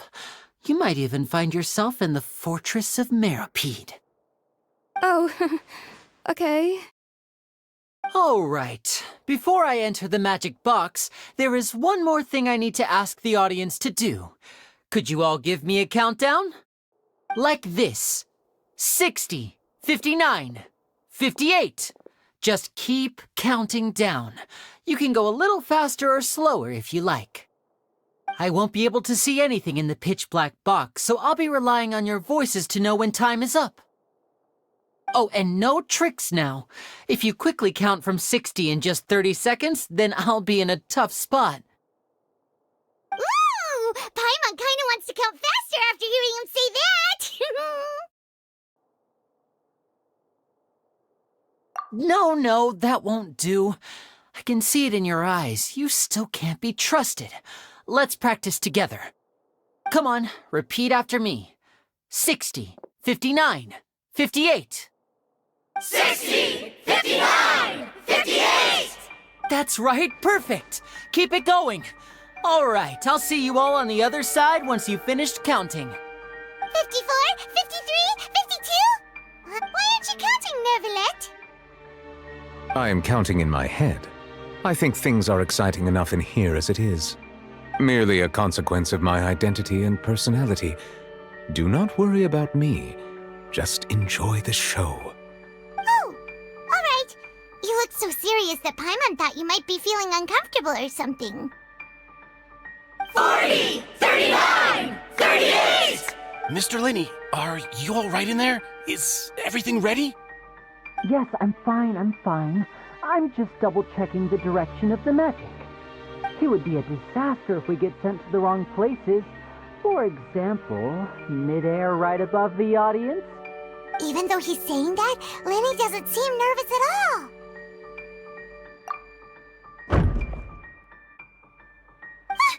What was that noise? Did you hear it too? Not sure. Anyway, it doesn't seem like anyone's worried about it. 25, 24, 23! What's wrong, Mr. Linney? I can still hear you moving in there. I seem to have accidentally knocked over a decoration. I'm trying to fix it, but it's pitch black in here. I can't tell left from right. Never mind the decorations. There's no time for that. The show is what's important. No, that's unacceptable. I want my show to be perfect. Don't worry, we still have 20 seconds. Hear them counting? 19, 18, 17! It seems things aren't quite going as planned. I apologize, everyone. It feels like you're all starting to count faster, but that's all right. I know it can be tiring to do such a long countdown. 10 seconds and change is still plenty of time. 10! Almost there now. 8! Whew. Swapping two people is harder work than you might think. Even a master magician like me can't guarantee I'll get it right the first time. Hey, wait! Is this the back one? I can't tell. They both look the same inside. Huh? Nope, that's not it. I'll try again. 7! Hey, slow down! Honestly! 5! 4! 3! Whoops! That doesn't count! 0!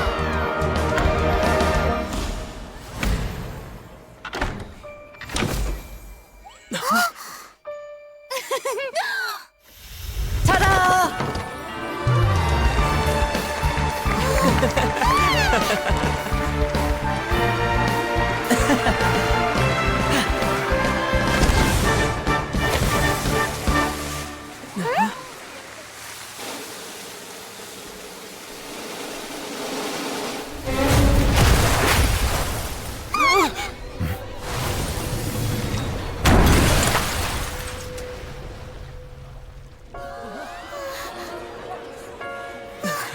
What happened?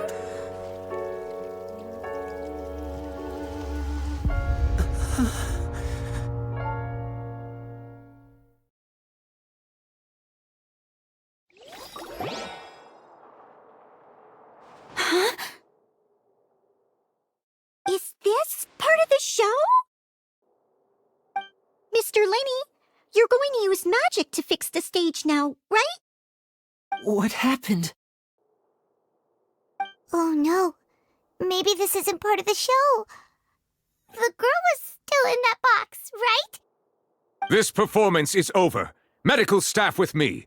Guards, secure the scene and detain all the performers. Seal the exits. No one is allowed in or out at this time. Yes, that's right.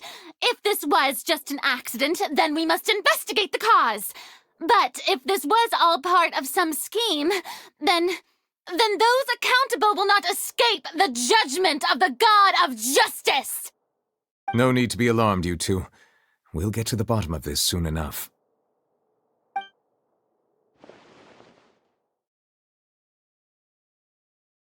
Unfortunately, the person who is in the magic box has been pronounced dead.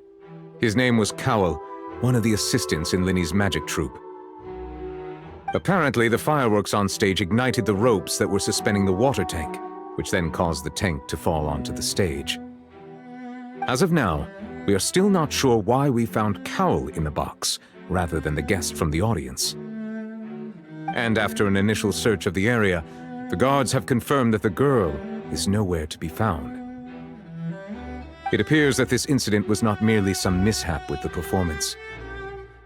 And there are many indications that it is connected with the case of the serial disappearances of young women. The serial disappearances case? That's the case that Charlotte mentioned before! I know the truth. I can see through the whole thing. Really, using such a shallow and obvious mystery as his finale. Did he really underestimate us that badly? I say that our powerful magician, Mr. Linny, is now the prime suspect for the serial disappearances case. Huh? Why me? This whole thing was an accident. No, this all occurred during your magic show, did it not?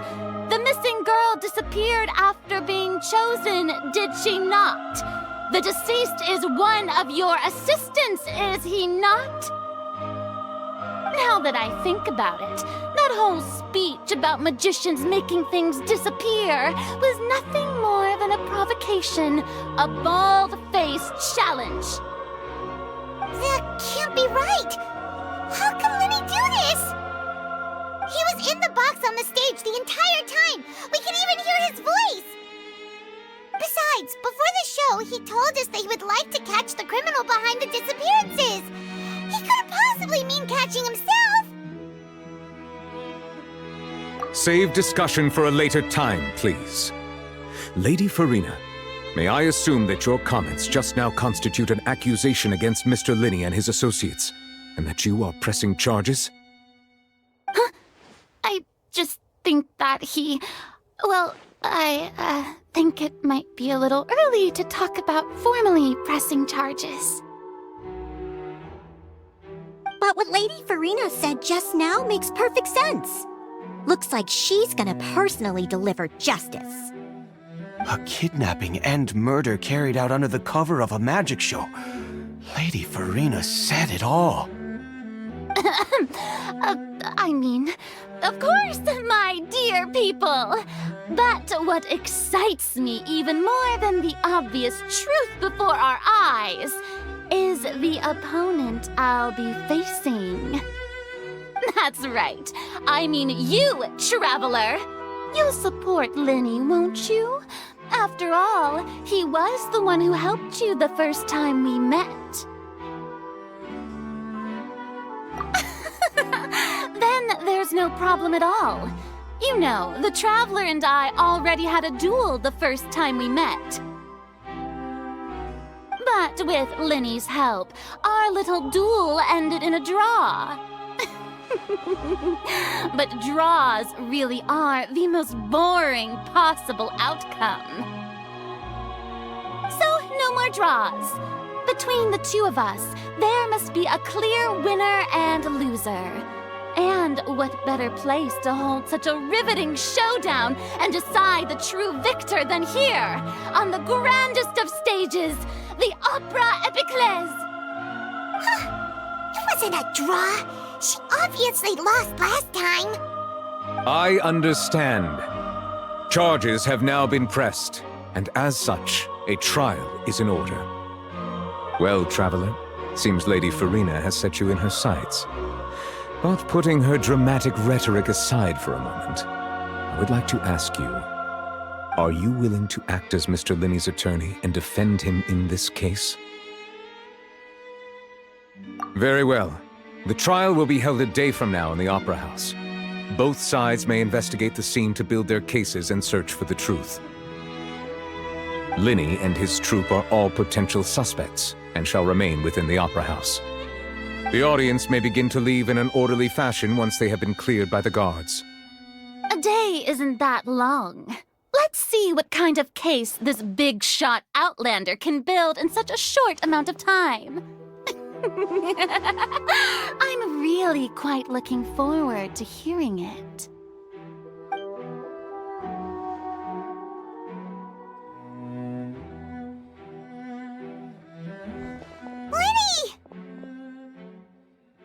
Sorry about everything that happened just now.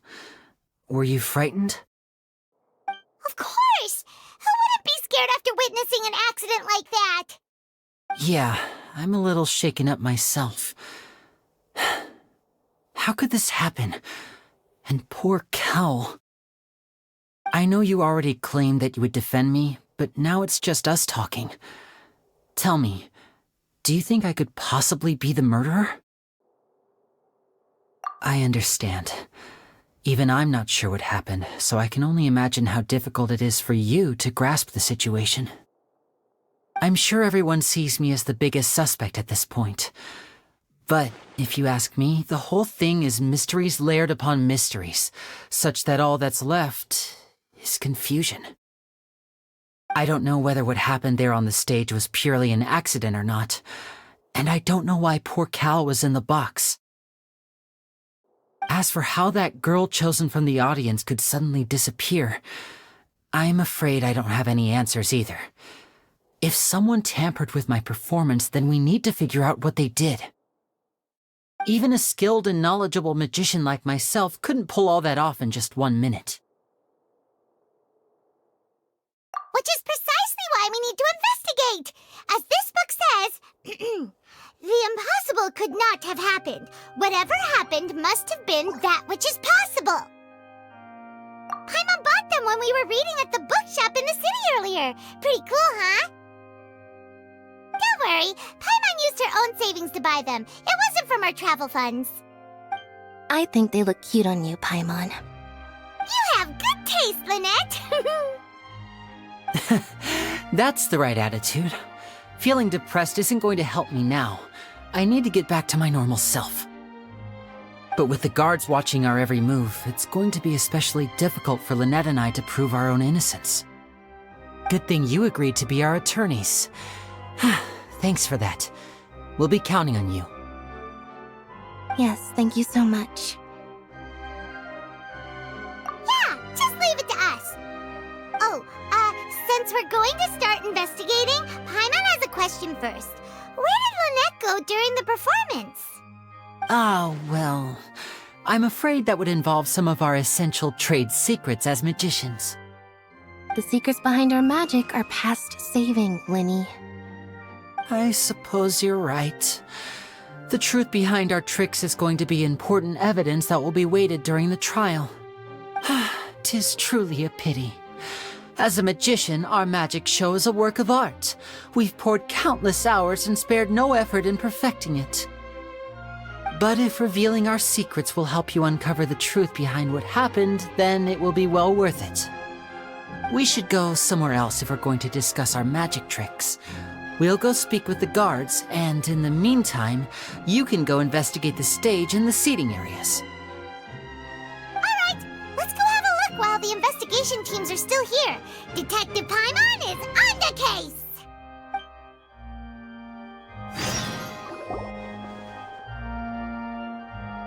Hello, officer. How's the investigation going? I see. You must be the traveler that Lady Farina mentioned. Listen, I'll be perfectly honest with you. I'd avoid getting mixed up in this whirlpool of a mess if I were you. Huh? What do you mean? Come with me and you'll see. The deceased is one of Linny's assistants named Cal. Even though he hadn't joined the troupe long, he was hardworking and everyone generally liked him. The assistants are usually in charge of setting up and inspecting the props, as well as assisting with the show and keeping the crowd engaged. As you probably saw when you were in the audience, the water tank suddenly fell and smashed the box with Cowl inside it. This is the real mystery. We've already searched the scene and were unable to find any traces of the girl. However, if you look carefully, the box was positioned directly under the water tank. The ropes holding the tank were then burned by the pyrotechnics on stage, causing them to snap. All these factors lining up so perfectly makes it hard to see this as a mere accident. If anything, the more logical explanation is that the whole incident was intentionally planned, and Linny is the most likely person to have access to all these areas. But he doesn't have a motive! Are you both good friends of his? Well, you can't say we're good friends, but we've known each other for a little while. So in just a short time, he was not only able to win your trust, but even convince you to act as his attorneys. I know there's no such thing as magic. The real trick of a magician is holding the audience in the palm of their hand. I've seen a lot of cases, and I can tell you that people are the least reliable kind of evidence. Sorry, I tend to be pretty straightforward. Just know that I'm warning you for your own good. Anyway, you may investigate the scene of the crime yourselves if you're curious. Who knows, maybe you'll be able to come up with some new evidence.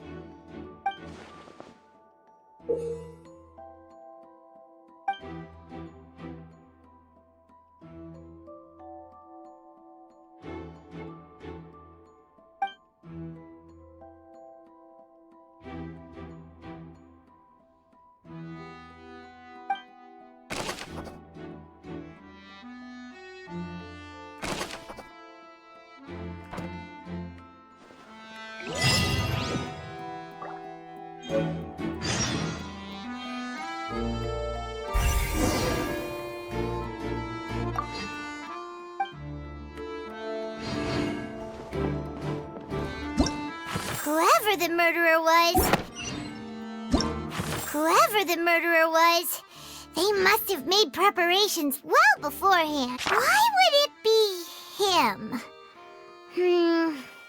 How strange.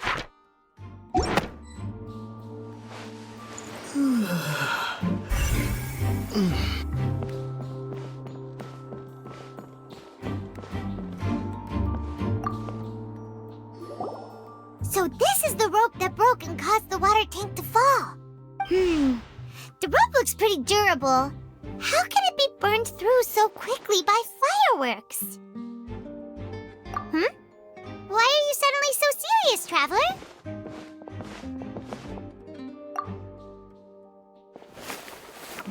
Whoa! Look! This bit is made from different material! Most of it was burned away, but there's still a little bit of it left. So if a rope meant to hold something was made with that kind of material in it, then that means... Wait, why don't you write all this down? Let's take notes.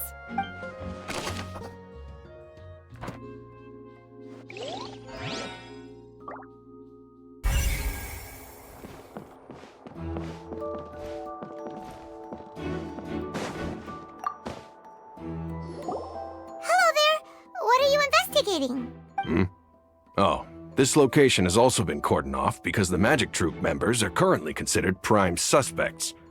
The investigation team is still collecting evidence. The seats were all booked in advance, so we were able to deduce the missing woman's identity by checking the guest list. Sure, it's not like this is confidential information. We will publish it later anyway when we petition the public to help us find the missing person. Her name is Halsey. She's a painter from Fontaine who's made a bit of a name for herself. Apparently, she wasn't a regular at the Opera House, but she'd been feeling some pressure with her work lately, which made her decide to come see the magic show. The Magic Troupe members all claim not to know her. We have looked into her social connections. It seems that she has no personal grievances or conflicts of interest with the suspects. Simply put, she wasn't related to the Magic Troupe at all, which matches the features of the previous serial disappearances. Were the victims of previous cases also chosen at random? That's how it seems to us, in any case. Apart from the fact that they were all young women of around the same age range, there really weren't any other connections between them. Okay then. No need to be so formal. If you do happen to see the missing girl, please be sure to contact us. It is of utmost importance that we get to the bottom of these disappearances.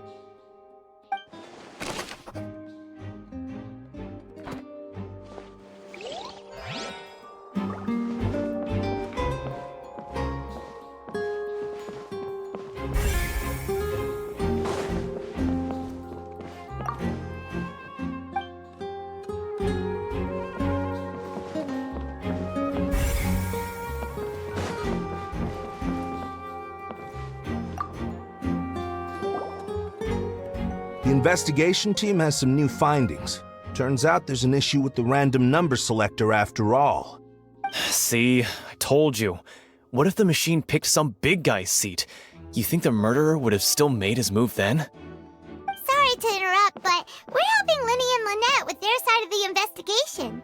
What were you saying about the number selector? There's something wrong with it? You're trying to help them? That'll be a tall order. Linny used the machine to pick a random member of the audience during his performance, right? The lucky girl that later disappeared. Well, we thought there might be a serious problem with the machine, so we had it taken away for further inspection. It turns out that the seat number it picked wasn't random at all. The machine picks that same number every time. I'm sure you already know that you have to make a reservation in advance to get a seat, regardless of whether it's a trial or some performance. In other words, Linny knew who would be sitting where from the very beginning. That much checks out. Linny reserved our seats for us too. Let you see why I was saying it'd be tough to make a case for Linny. Even though it's bad for Linny's case, Paimon had better write it down.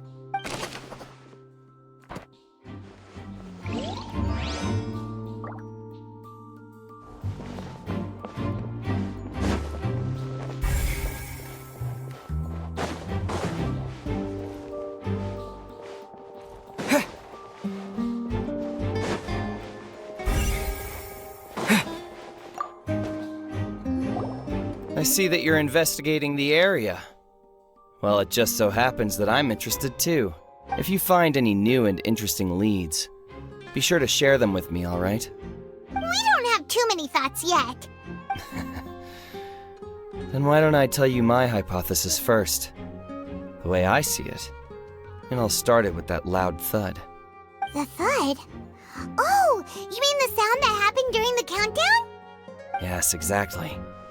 It wasn't terribly loud, but I suspect that most people heard it. It's just that everyone was awaiting the results of Linny's trick with bated breath, so no one paid it much mind. But now that the incident has happened, the thud has become an important clue. That makes sense. So, what do you make of it?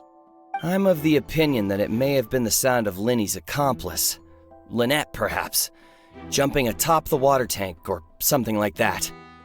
And when the pyrotechnics went off, she cut the rope, sending the water tank crashing down. But wasn't the noise we heard too loud for that? Perhaps the balance wasn't right, leading to a particularly rough landing. Oh, that's true. I suppose I must reconsider. That does remind Paimon, though. What was with that sound?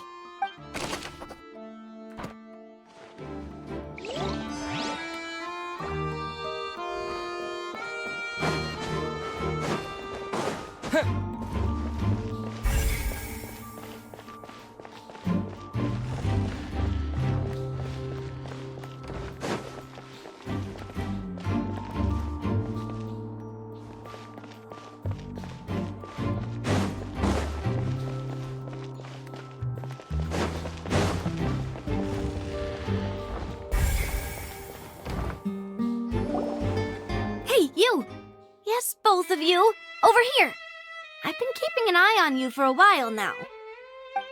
Huh? You mean us? That's right. If I'm not mistaken, you're also among those who wish to cut down the thorns and pursue the truth. No? And by the looks of it, you're not from Fontaine. Well, you're right on the more about that one, but who are you?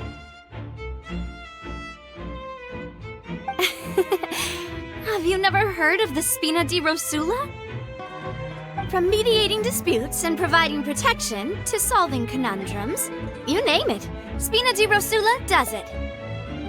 And I, Navia, have the honor of being its renowned president. Though those who play by our rules call me boss. I'm Silver, her attendant. Pleased to meet you. And I'm Melus. Demoiselle's various daily needs and affairs are under my purview. Huh? Boss? Demoiselle? What gives with the names? Well, I am the second generation president. Melus and the others are still used to my previous title. My apologies, Demoiselle. Should you prefer, boss, I will endeavor to use that instead. No need. You don't have to call me boss. Just Navia is fine. Okay, if you say so. Not that we're members of Spina di Rosula anyway. All merely trifling details. Never mind. Now, back to the situation at hand. That's right. I've always kept an eye on the serial disappearance cases. My interest stems from a matter back from my father's time. Judging from the look of things, I find Linny an unlikely mastermind. Really? We think so too! That's why we're looking for clues now. But how did you come to that conclusion? Intuition, naturally. My unparalleled intuition. Farina was quick to point the finger at Linny without any decisive evidence whatsoever, wasn't she? But that's not uncommon for her. If you remember, the Justice had to interrupt her and ask if she was pressing charges just to keep her from getting carried away.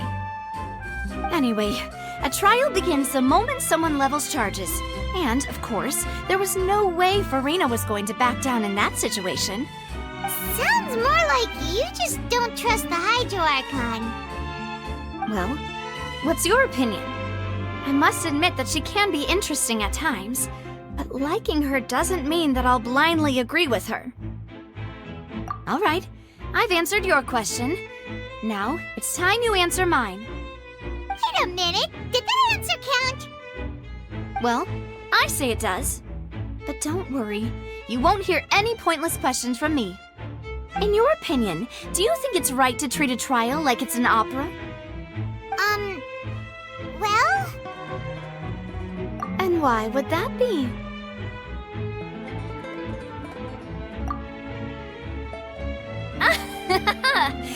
See, Silver and Melus? I told you they'd be different. Most astute of you, Demoiselle. I too think that the Traveler's response was most excellent. No matter how wonderful the script or how fervent the audience's expectations may be, the trials that go on stage here must be based in fact. And if that can be done, boss, then...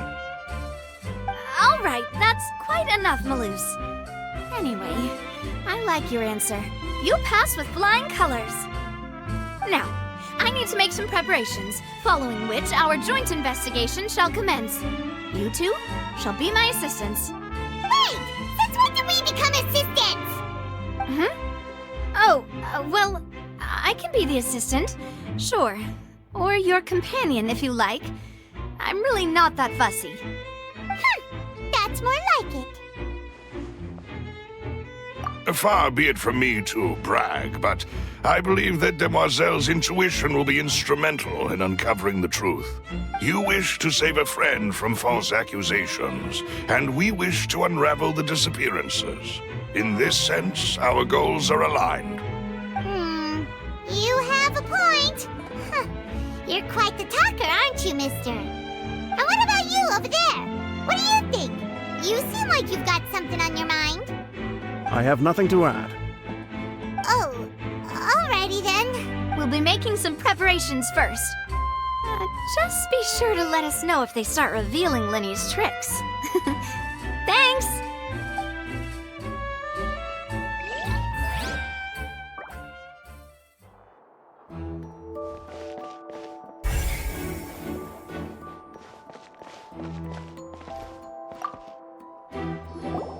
Sorry, but No one can freely enter or exit the Opera House at the moment. If you wish to leave, you must register your identity with us first. No, we're not leaving. We're representing Linny and Lynette as attorneys, so we're investigating the case. Were you always guarding this entrance? Yes. After the Chief Justice gave the order, everyone coming in or out must undergo a strict inspection. So, the missing girl couldn't have left from here. At least, not from that point on. I doubt there was much opportunity then, either. How can you be so sure, Well, because I was in charge of security near the entrance at that time. I couldn't see Linny's performance from here, which was quite a shame. Just my luck. But still, I did not abandon my post, and I stayed put no matter how loud the applause was. If someone had so much as even approached the door, I would have noticed it, let alone if they had tried to leave. We Melazines are good at that sort of thing, you know. So, it's safe to say the girl couldn't have left through here. All right, thank you for your help. This will be useful info.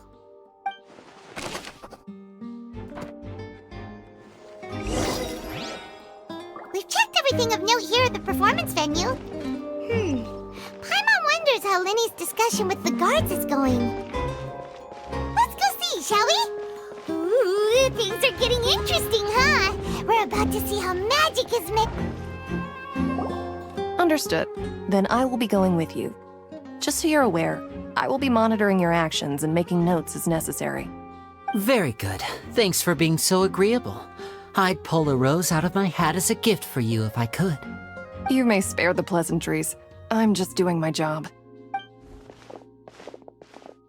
You've arrived. Who's this? Me?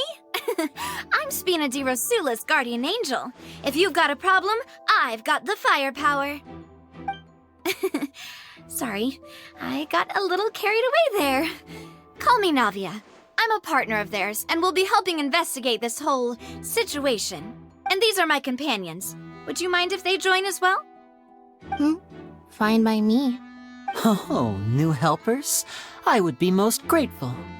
Well, let's just say we're tagging along. It's not every day you get to see the secrets behind magic performed on such a large scale. I appreciate your kind interest. Come with me. We'll be heading below stage. Huh? Below stage? Yes, a world of secrets is hidden beneath this magic box, prepared specifically for this switcheroo trick. But before I reveal everything, you should have a look first. Notice anything strange here?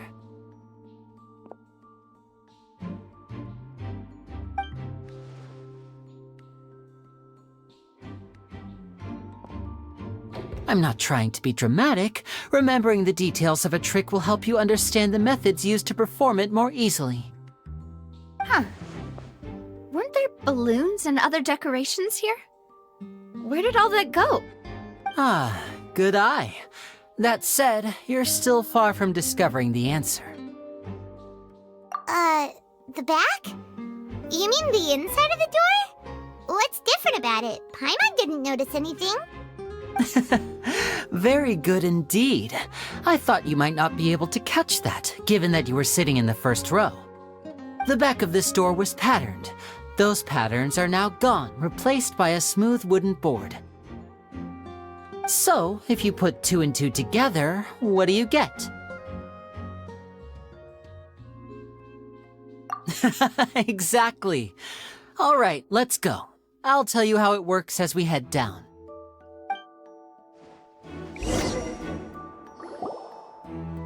Oh, so there was a passageway under the magic box! I knew you'd figure out most of it as soon as you saw this place. The 2 magic boxes are positioned right above the 2 entrances of the tunnel. See this flatbed trolley? The box with the lucky audience member in it would be shuttled over to the other side using the trolley. This trolley can raise and lower and even rotate, ensuring that the box will face in the right direction. I see. So that's the purpose of the box inside another box. Precisely.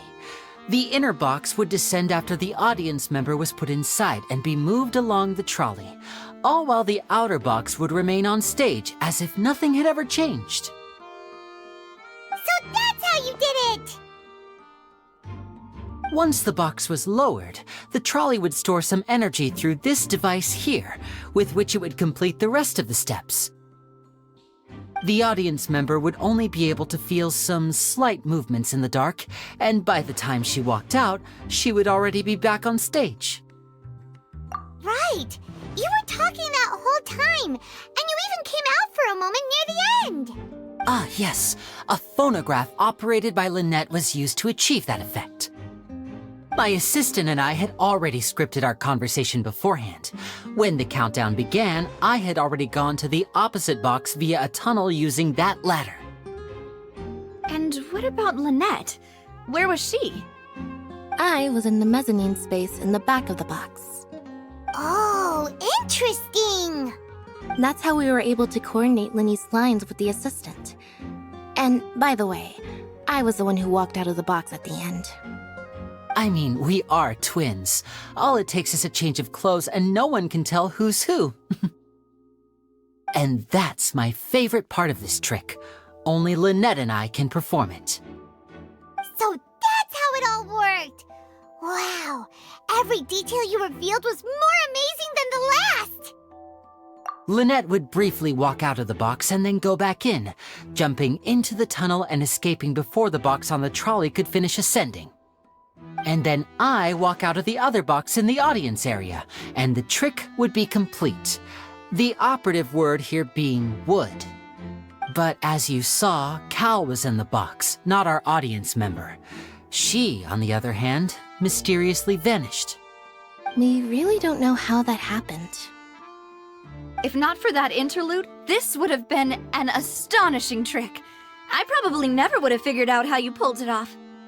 And yet, to think that someone was able to use this magic trick to commit a crime. Could we have a look around? I think we can come up with some more leads. This is the scene of the crime, so Linny and Lynette are not permitted to stay here. I'll escort them back up. Yes, of course. No need to be so strict now. I won't disappear into thin air, you know. Thanks, everyone. We're counting on you.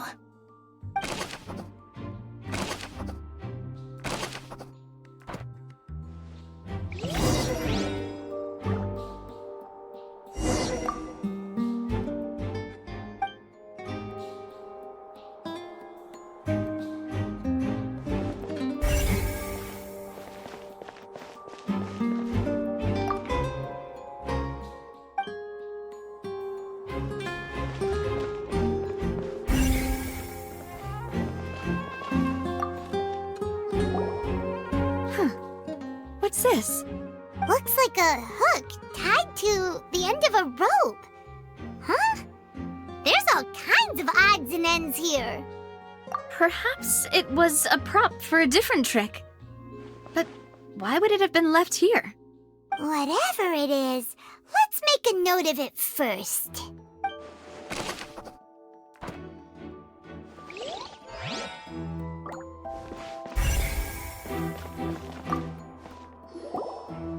The floor is wet. Please be careful not to slip. Speaking of which, why would there be water here? Oh, Paimon knows! It's one of those tricks where you pour water into a jug and then flip the jug over only for the water to disappear? And here's a broken vase. Huh. Did the trolley knock it down while moving? That can't be. The trolley moves along tracks from start to finish. It couldn't have hit the vase at this distance. Let's note this down too and think about it later.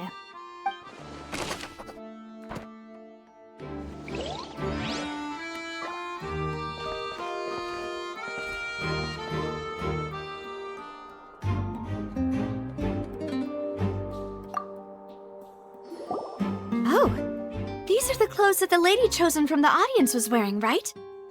Her clothes are here, but she's nowhere to be found. Right! And do you really need to do that if you're kidnapping them? Ugh, this is so confusing. Paimon doesn't want to be a detective anymore.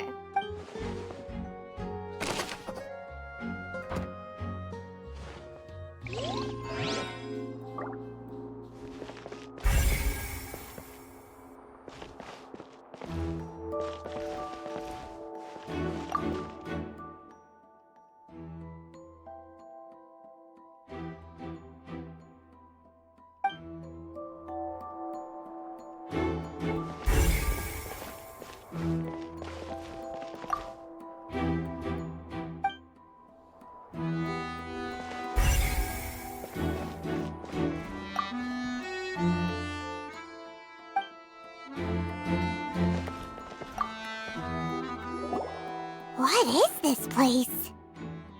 It seems someone could fit through here. Huh. Could this have been the suspect's escape route? Alone, perhaps. But if they had to pull another person with them, the space would be too narrow. But there are no other ways in or out of here.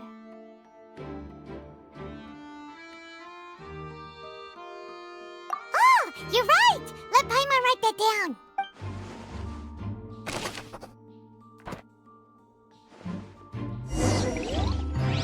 Seems we're just about done investigating down here. Yes, let's head back up.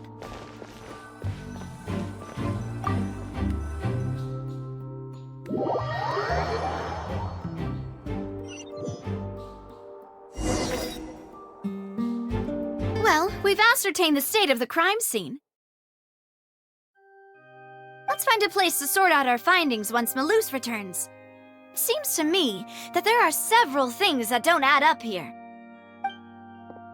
Apologies for the wait, demoiselle. So, what did the guards say? Did the criminal escape through the vent?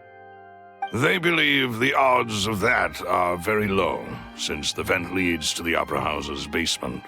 The guards have checked the area carefully. No one left through the basement during the performance or after the incident, and no one was found hiding there. So the tunnels become like a secret chamber then! You know, like the kind you usually see in novels! The plot thickens. Halsey's disappearance and Cowell's death are both quite inexplicable. No wonder Farina was so confident in her accusation. All the current evidence points toward Linny and Lynette. In other words, the charges are very likely to be upheld unless we make some considerable progress. Charges and then trial.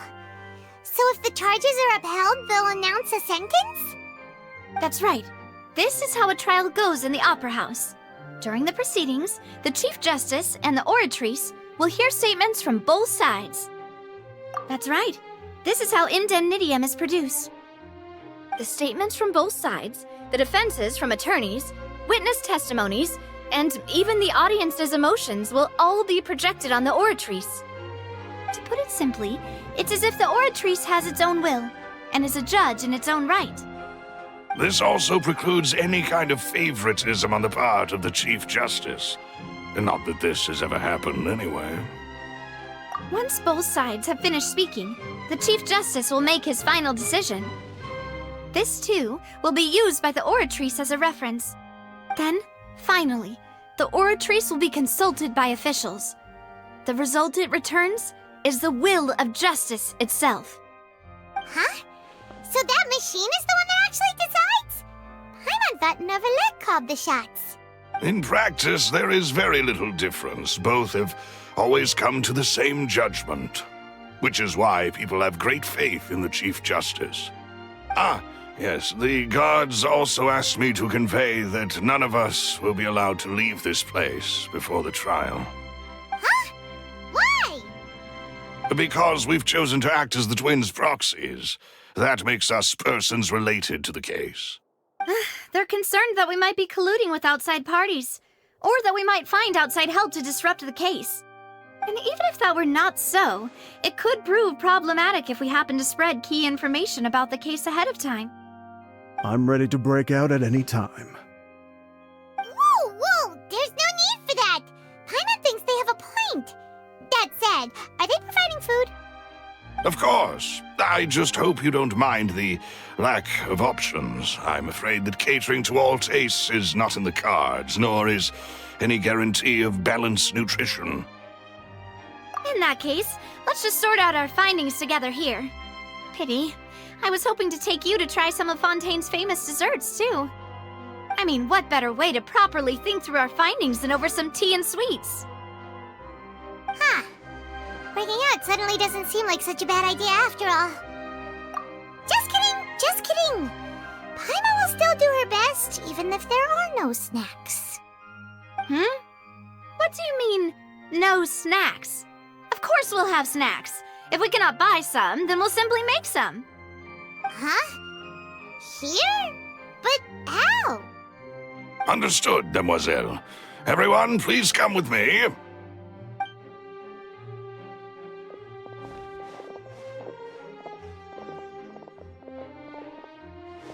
Wait, you're carrying a portable stove with you? Yes, I must be prepared to meet the demoiselle's baking needs whenever the fancy strikes her. I have eggs, sugar, and almonds at the ready. Good work, you two. Then I'll get to it. Please sit tight for a moment. You'll get to taste my awesome snacks soon enough. These three are quite the interesting group.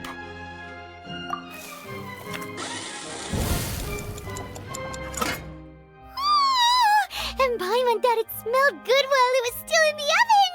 Oh, it's even better now. Paimon can't stop drooling. From the way you had these two guys carrying all that stuff around, Paimon thought you'd have them do more during the baking process.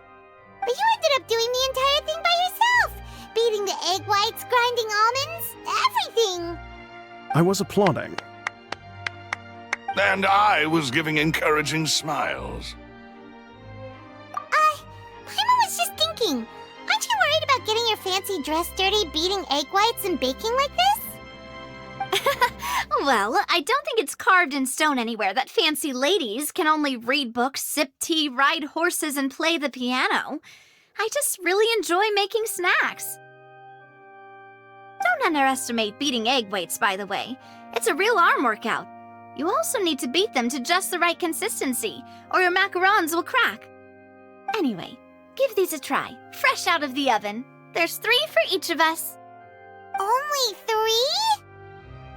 Well, eating too many sweet treats might send all that sugar to your head. You wouldn't be able to think clearly about the case on a sugar rush, would you? Tea is ready to be served as well. This is Demoiselle's favorite, strong black tea with a floral fragrance that clears the mind and lifts the spirit. No need for concern. I'm merely doing as I should.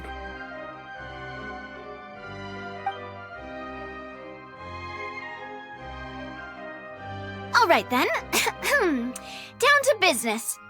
As Paimon mentioned previously, the tunnel seems to be something of a secret chamber. However, we can assume that Linny and Lynette were not alone within it.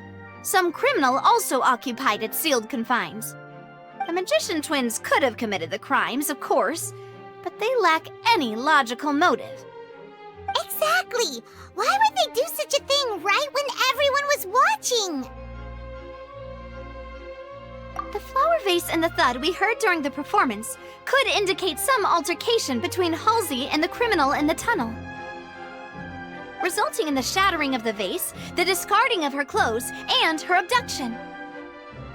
Perhaps the criminal thought that since she was chosen from the crowd, she would be too easy to identify if she was still wearing the same clothes. Paimon thinks that makes sense, but the real trouble is... True. None of the clues we found thus far support the existence of this third person. But the only people left to consider are both technically victims, whether it's the missing girl, Halsey, or poor Cowell. Huh. Could Halsey have secretly made modifications to the magic props in order to murder Cowell before making her escape? That's right. And even if she had tampered with the setup, she would need to understand the entire trick to pull it off. Nor Or does she have any motive? The guard said that she has never had any dealings with the Magic Troop's members. Were we not thorough enough in our search? From the sound of things, this is turning into an impossible case. Your macarons are amazing, though, Navia. They smell great! They're nice and crisp and super sweet! They are my specialty, after all. And I see you've already had 5 of them. What? 5? Oh, that can't be right. Paimon only counted 3, honest! Please don't worry about it. At my age, a few less sweets might actually be a good thing. No. Being greedy is one thing, but Paimon knows how to count. Besides, Paimon knows that if she ate too many, then others wouldn't have enough. Wait, even you don't believe Paimon? How could you? If Paimon ate those 2 extra macarons, then may they turn into stone in her stomach! All right, we get it. Well, I suppose one of us might have gotten too engrossed in our chat and eaten them by mistake. No big deal. Maloose, set up the stove again, if you would. Huh? What are you doing? Making sure everyone gets 3 macarons, of course. Exactly. We don't want to trouble you. As you wish, demoiselle. And I have the egg, sugar, and almonds. Well, this really is your hobby, huh?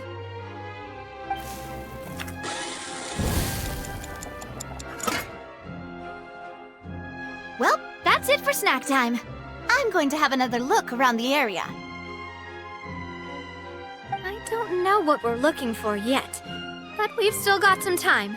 As attorneys, I suggest the 2 of you think the case over again. It would be awkward if you got all tongue-tied on stage during the trial. All right, thanks for your help, and for the snacks. It was nothing.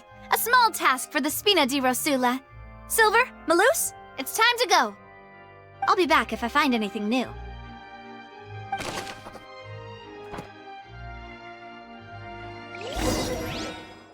right, it's time to put our heads together. We've got to get our defense ready for the trial. Oh, it's probably gonna be a long and difficult case. There's no point in worrying about that now. We just need to prepare. Here, take Paimon's notes. They should help you review the situation.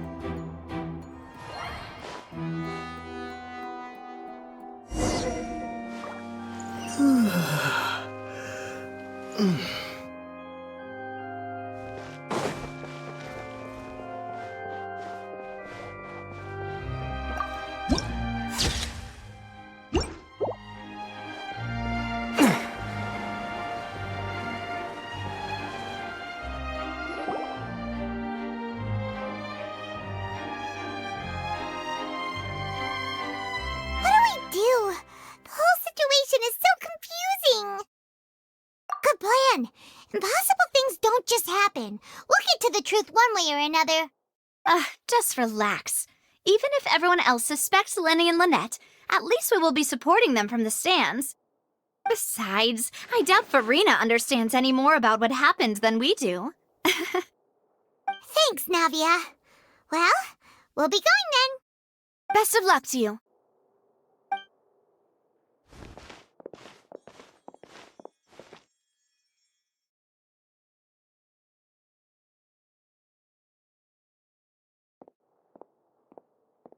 Ah, finally, you're back. Well, how did your investigation go? To be honest, you might be disappointed. No. We're already very grateful that you were willing to help. Well now, don't you all look disappointed. Don't tell me that your investigation came up empty-handed. That was to be expected, of course. The guilty can never produce proof of their innocence. But don't let that stop you. I shall be terribly disappointed should you, my most anticipated foe, concede so easily. Since both parties are present, I declare that the trial regarding the magic show incident is now in session. Firstly, in order for the audience to understand the causes and results of the incident, could we please have Mr. Linney explain the trick? Yes, of course. I will explain while Lynette demonstrates on stage. All the necessary items have been prepared.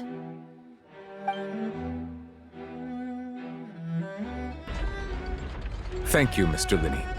In that case, I take your statement to be that you ran to and remained hidden within the magic box in the audience stands once the trick began, and thus could not have committed the crime. Is this correct? Yes, that's correct, Your Honor. In that case, I call upon the prosecution. Lady Farina, do you wish to refute his statement in any way? Why, of course I do. Allow me to take the first shot and break this case wide open. Mr. Linney is clearly lying. There is no way you could have been in the box the whole time if you were to abduct Halsey and murder Cowell. In fact, I'd say you were hardly in that tunnel at all. That is simply your hypothesis based on the presumption that I'm guilty. Oh, is that so? And if I may ask, what did you hear while you were inside your box? The roaring countdown of the crowd, of course. That's how I kept track of the time and built anticipation for the finale. And you didn't hear anything else at all? Nothing that might leave an impression of any kind? No, nothing. I see. But when the count reached 30 seconds or so, there was a thud. One so loud that I believe practically everyone heard it. Huh? Hey, hang on. Something's not right here.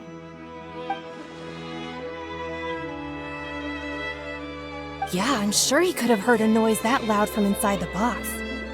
I was right by the box and I definitely heard the thud. Look at those scales. Could those mean... Well then, ladies and gentlemen, allow me to use the words of the magician himself. You never know what can happen in the blink of an eye.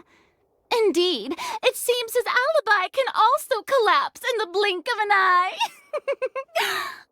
Of course, I have armed myself to do far more than smash your alibi. Confidence cannot go unfounded, and my foundations are rock solid. Tell me, aren't you and Lynette actually from the House of the Hearth? The House of the Hearth?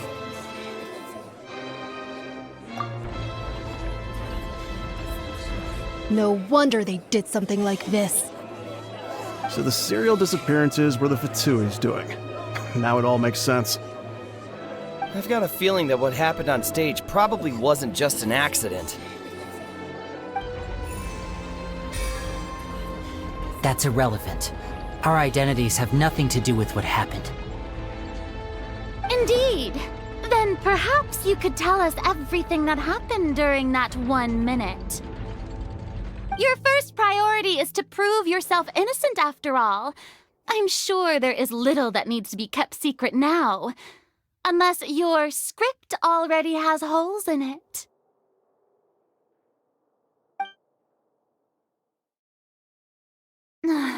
The Outlander is speechless. My, oh my, don't they look flabbergasted? Now comes the infighting and discord, I suppose. This was almost too easy. Oh, good thing I made all those preparations. Seems the all-nighter I pulled last night is really paying off. Hey, Linny! Why didn't you tell us this before? Order! Order! Mr. Linney, allow me to re-establish the facts. Lady Farina has raised 2 points.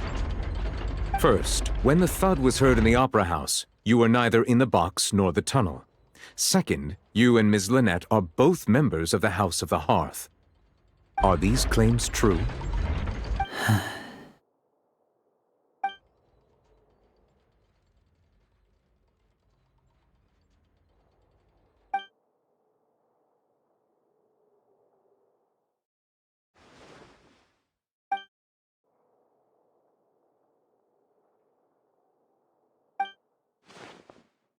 Please answer my question, Mr. Linney. I'm sorry. Yes, they're true, Your Honor. I knew it! Well, that's it. We might as well move on to the sentencing already. What should we do now? Granted. In that case, what is your request? Is that really necessary? They're already as good as guilty. The defendant deceived their own attorneys. What is there left to discuss? Order! Order, I say! Your request is reasonable, and we shall adjourn. This trial will reconvene in 1 hour. So you would stick to Mr. Linney's defense even after knowing what you do now? You certainly have more professionalism than I thought. In that case, my dear audience, let's allow the joy of victory to steep for a little while longer.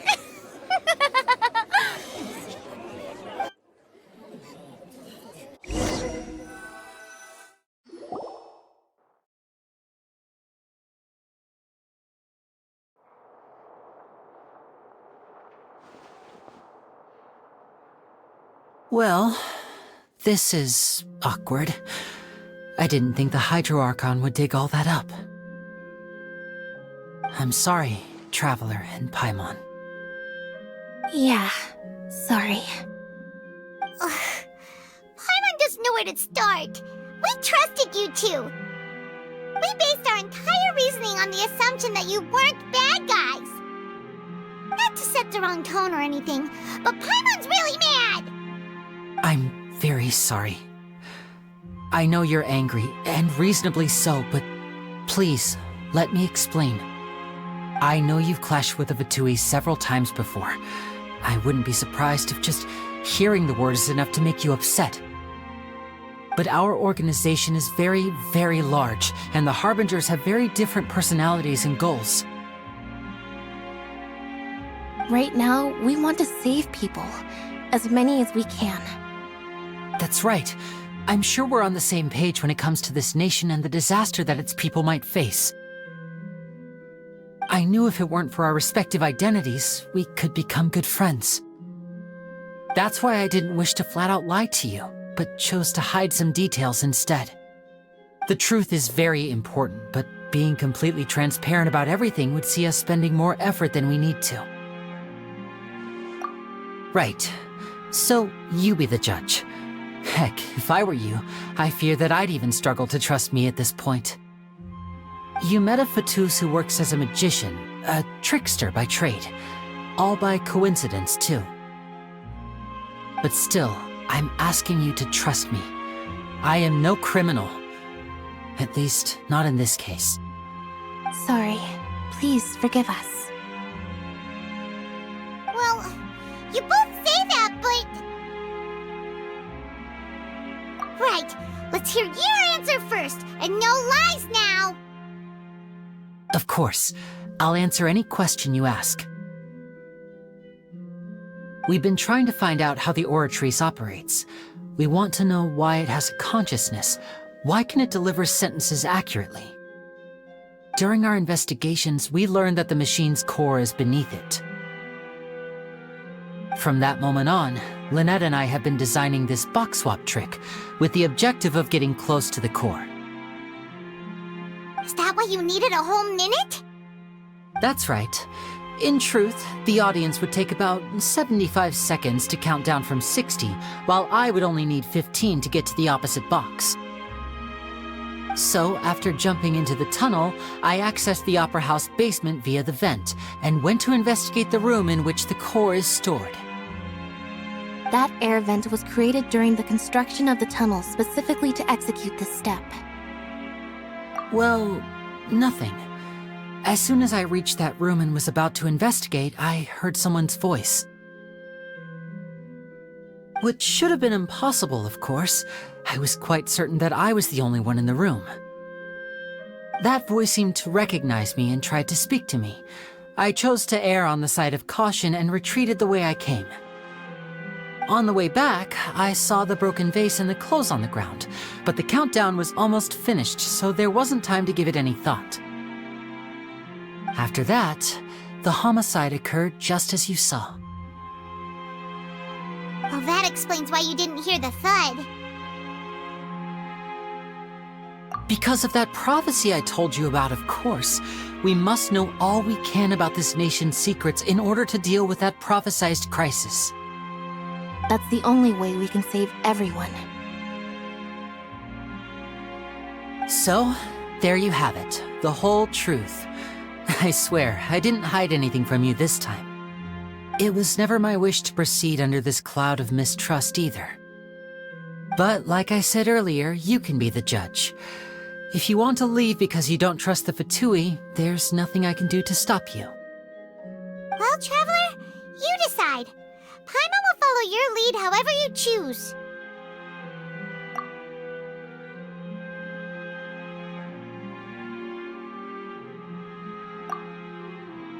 Okay, thank you. Thanks for giving us a chance.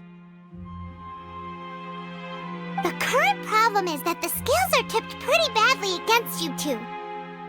If we want to refute the Hydro Archon's accusations, we're gonna need a seriously watertight defense. Huh? Oh, Paimon thinks she gets what you mean.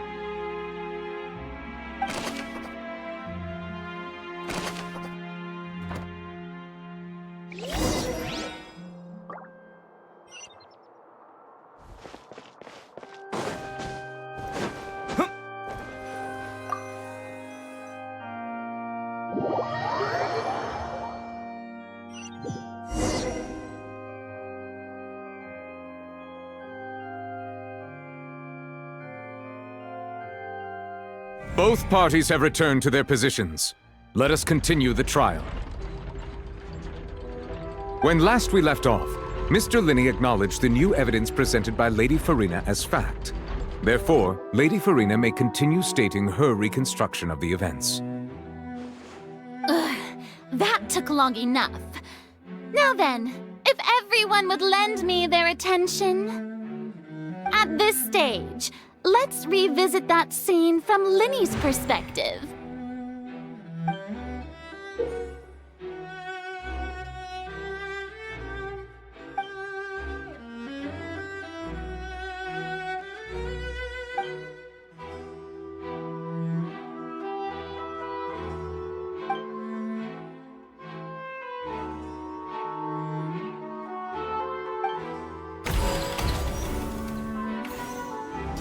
As the countdown began, he entered the tunnel.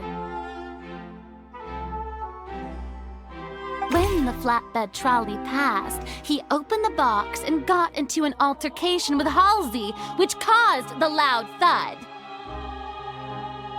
He did not realize that this sound could be heard by everyone in the opera house, which is why he claimed earlier that he could not hear the sound. Finally, he used the vase to knock her out, before making her change clothes to prevent others from recognizing her. At this time, Cowell arrived in the tunnel, having heard that strange noise, and caught Linney red-handed. So Linney proceeded to knock him out too before stuffing him into that box. Afterward, Linney passed the unconscious Halsey to his accomplice through the magic box in the audience stands, before operating the devices such that Cowell's death would be ruled an accident. And there you have it. That's the truth. behind what happened.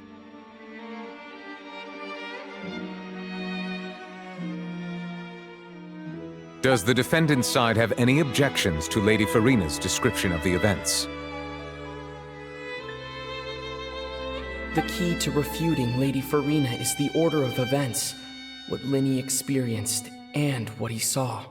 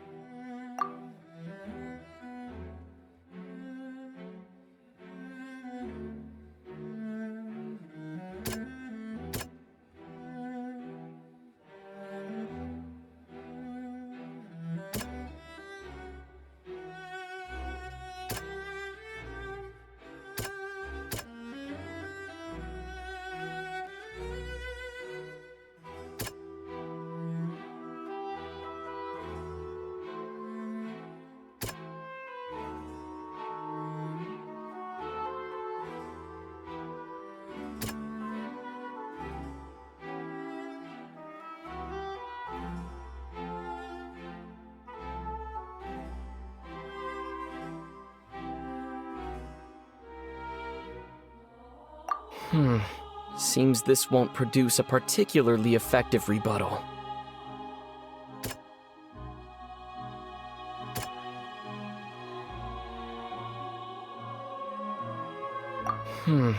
Seems this won't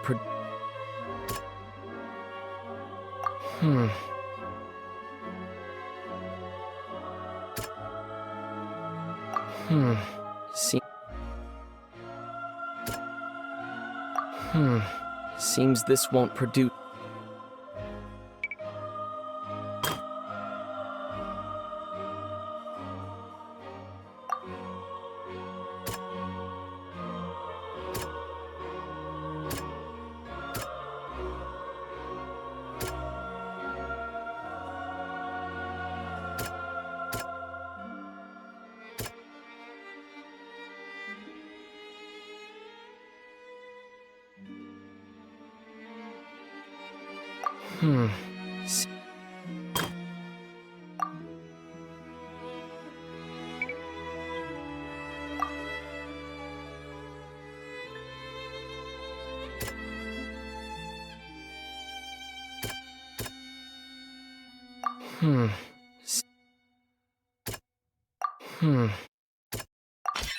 Linny went to the room that contains the Oratrice's core.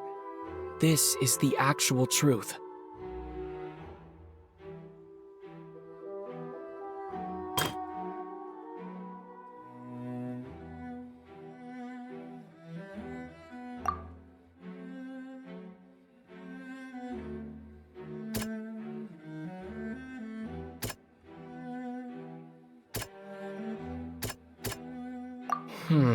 Seems...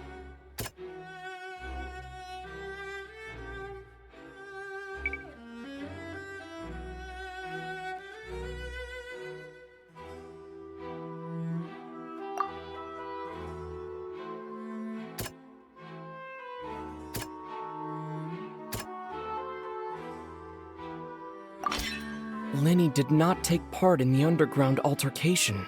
He only witnessed traces of the aftermath.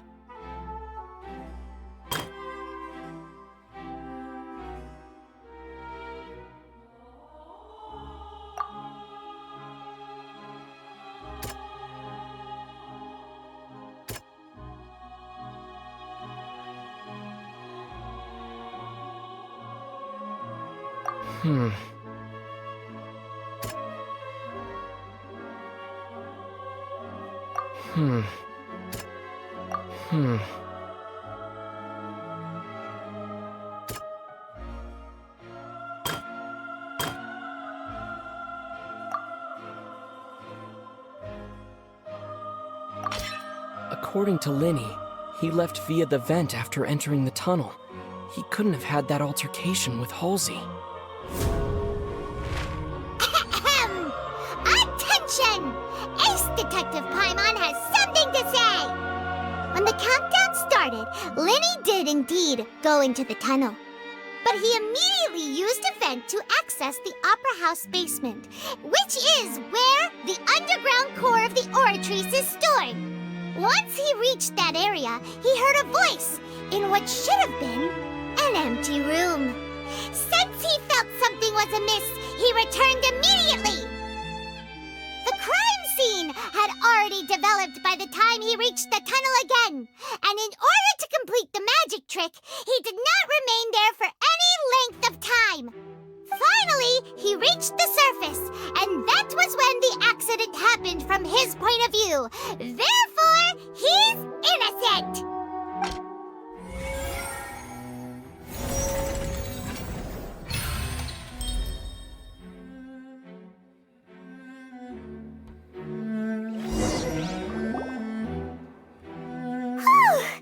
Paimon did it! Paimon actually managed to say all that!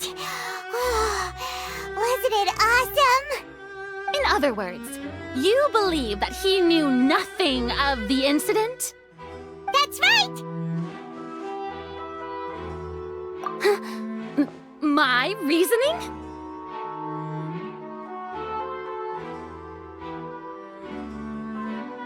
If that's the case, then if Cowell hadn't entered the tunnel, who was the entire setup meant to kill? Assuming that what you say is true, Linny only needed to kidnap the young girl to cause a new disappearance case. What would the point of killing someone on stage be? Oh, they have a point. That's right, you tell them! And that's why they're partners of mine. They've managed to turn things around. Oh, well, your denial is very strident, I'll give you that. But what proof do you have to back your claims? Of course I do. If he had been in the magic box the whole time, how could he have not heard that sound? Why do you ask? You're saying that he wasn't.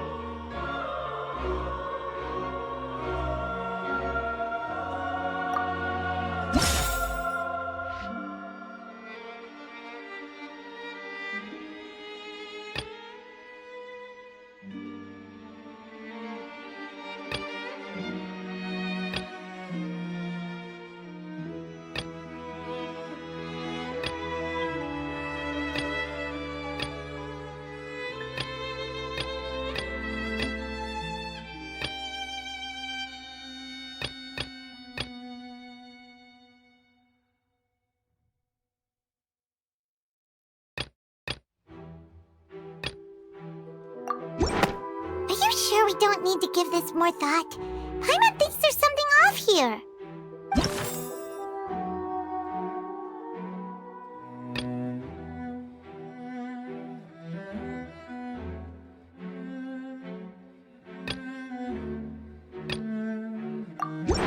Are you sure we don't need to give this more thought?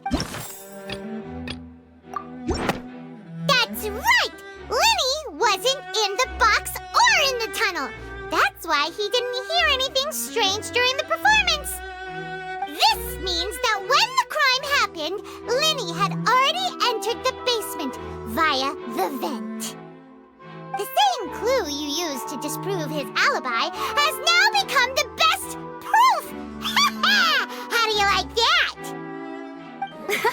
Well played. To think you'd use such logic. Well then, if it wasn't Linny who committed the crimes, then who was it?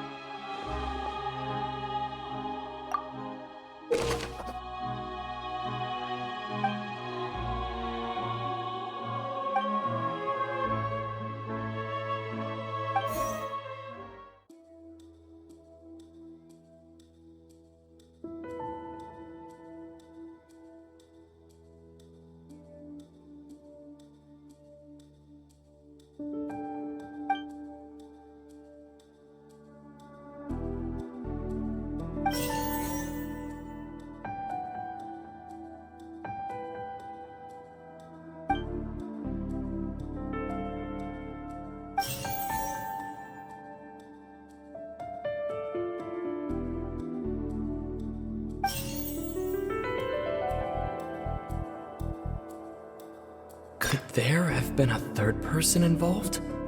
Is that really a possibility? The deceased's name is Cowell, Linny's assistant. He would have been able to tamper with the equipment.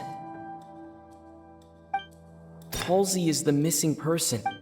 Could there have been a third person involved? Is that really a possibility?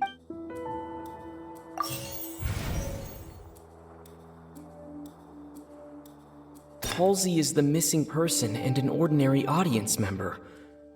Or did she have her own scheme all along?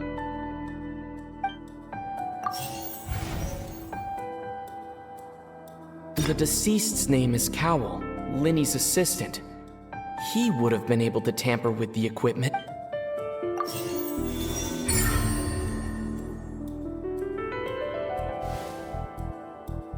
Huh?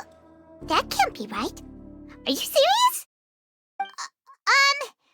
The killer was, in fact, Cowell, the deceased! Oh, is that so? How interesting! Let's hear your reasoning then. What I must do next is recreate the truth. What Cowell did, and how he went from would-be perpetrator to victim.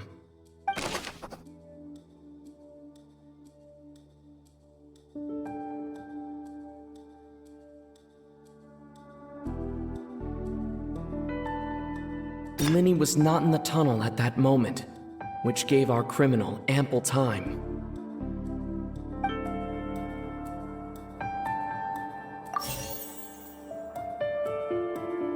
The deceased's name is Cowell, Linny's assistant. He would have been able to tamper with the equipment. No one entered or left the Opera House through its entrances. So where would the criminal have wanted to take Halsey? It would have been tough for both people to fit into that vent. They would likely have bumped into Linny as well. The sound we heard may have come from a clash between the missing Halsey and the criminal. The deceased's name is Cowell, Linny's assistant.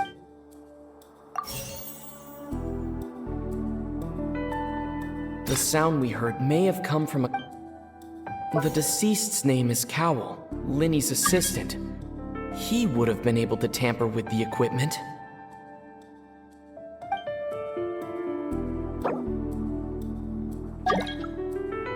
Linny was not in the tunnel at that moment, which gave our criminal ample time.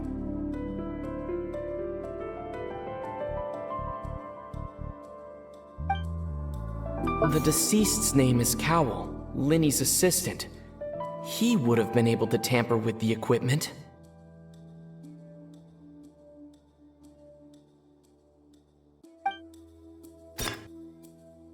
Halsey's clothing was in the It would have been tough for both people to fit into that vent.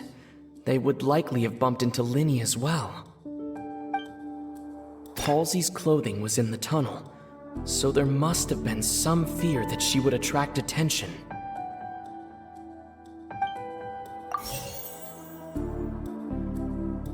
The deceased's name is Cowell, Linny's assistant.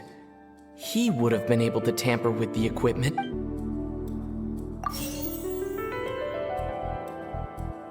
No one entered or left the Opera House through its entrances, so where would the criminal have wanted to take Halsey? The sound we heard may have come from a clash between the missing... It would have been tough for both people to fit into that vent.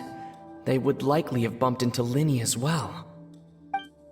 No one entered or left the Opera House through its entrances, so where would the criminal have wanted to take Halsey?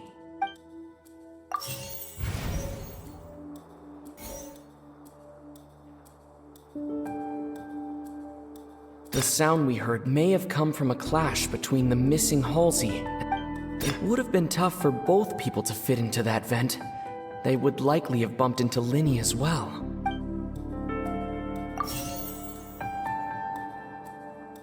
The sound we heard may have come from a clash between the missing Halsey and the criminal. Halsey's clothing was in the tunnel, It would have been tough for both people to fit. The sound we heard may have come from...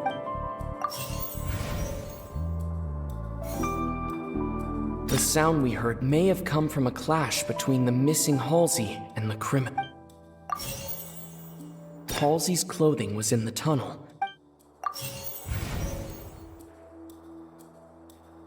It would have been tough for both people to fit into that vent. They would likely have...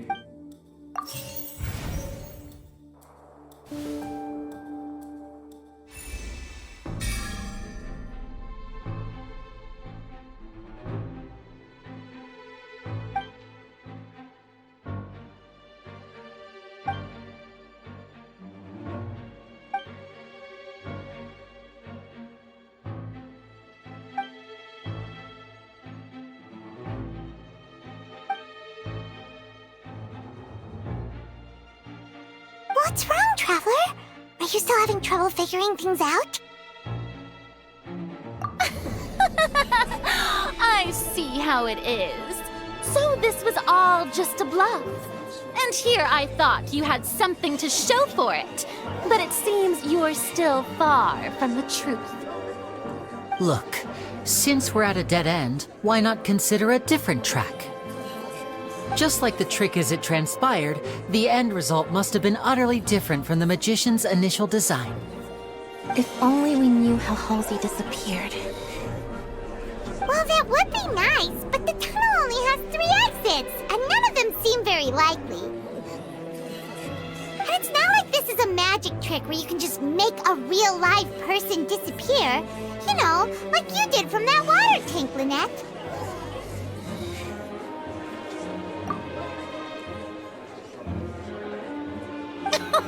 Excuse my interruption, dear opponents, but do you not see that the crowd is growing impatient? There is no greater sin in this opera house than an awkward delay in the performance.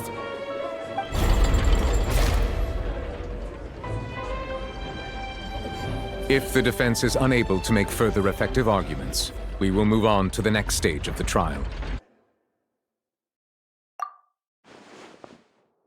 Linny was not in the tunnel at that moment, which gave our criminal ample time. The sound we heard may have come from a clash between the missing Halsey and the criminal. The deceased's name is Cowell, Linny's assistant. He would have been able to tamper with the equipment.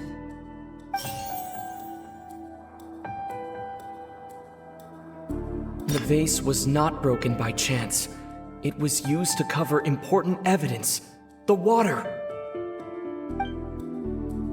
It would have been tough for both people to fit into that vent. They would likely have bumped into Linny as well. No one entered or left the opera house through its entrances. So where would the criminal have wanted to take Halsey? The vase was not broken by chance.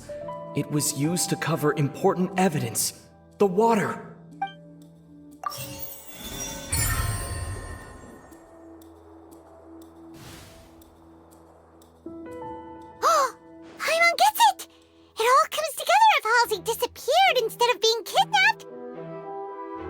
Lynette escaped from the water tank, vanishing gradually and leaving only clothes behind. If there's a similar method where a person could be transformed into water... Just a moment, please. I do hope you know how preposterous you sound at the moment. How could a person ever be transformed into water? This is reality we're talking about here, not some magic trick. Must we really? I should think that of anyone. Your friend Linny already knows this truth very well. Magic tricks are ultimately just illusions and misdirection.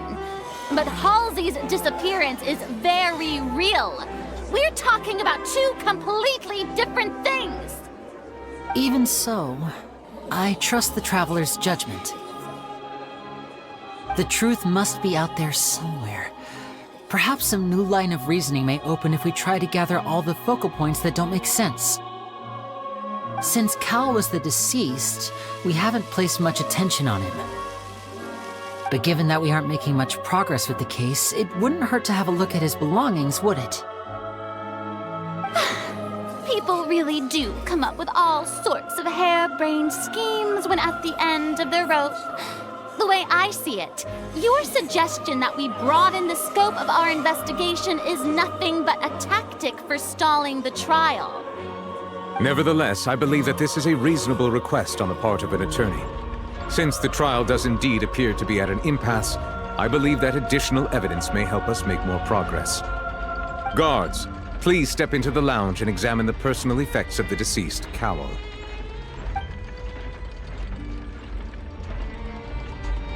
We are still examining the items, but we have already made critical progress that we feel must be shared with everyone post-haste. We discovered several test tubes of fluid within Cowell's baggage, each labeled separately. The notebook in his backpack claims that these fluids are water from the primordial sea. The primordial sea? The note's contents also indicate that Cowell belonged to an organization that sells illegal drugs and that he had an accomplice. The notebook has many entries concerning safe usage of these fluids, in which the keyword dissolve appears many times. One of these tubes was labeled Opera Epiclese, along with yesterday's date. It is empty. The notes also state that these dissolution properties work exclusively on people from Fontaine. It's likely that Halsey was chosen as some sort of test subject. As such, we believe that the defense's hypothesis is, in fact, supported by sufficient evidence. You've gotta be kidding! People dissolving into water? Could something so ridiculous actually be true? Wait a moment. This reminds me of a certain prophecy, but it's just a coincidence, isn't it? Huh. If people can become water, does that mean that the water tank's real use was as a means to hide water stains? And if Cowell was targeting that girl... Wait just a minute. Could that mean... You two, with me, quick! Demoiselle, wait! What about your partners? Let's go. Just trust me. Order! Order! It is undeniable that further examination of the deceased's personal effects has yielded some surprising results, but we cannot yet verify the veracity of these clues. Still, let us assume that these clues are indeed authentic, albeit with the understanding that Ms. Halsey has yet to be found. Guards, please continue examining the items along these lines. Mr. Linney, it appears your hypothesis is supported by the evidence, so please continue speaking. Of course. Thank you, Your Honor. If we uphold this hypothesis, I believe that many of this case's seemingly unrelated clues can be connected together. Right! Like the metal hook! That one didn't make sense at all. Let's think about this. Cowell's methods must have something to do with that water from the primordial sea.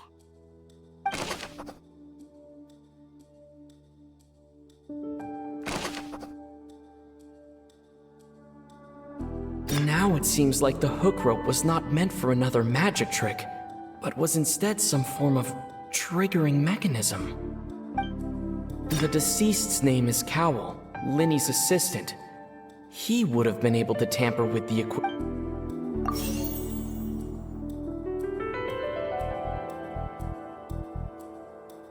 Lynette was in the magic box on stage the entire time. Did she have something to do with this? I remember there was something else within the inner layer of that box.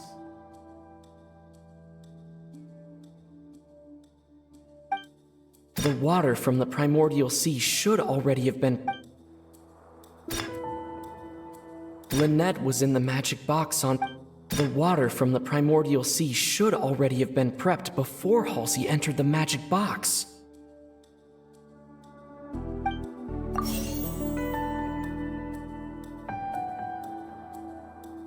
Lynette was in the magic box on... I remember there was something else within the inner layer of that box.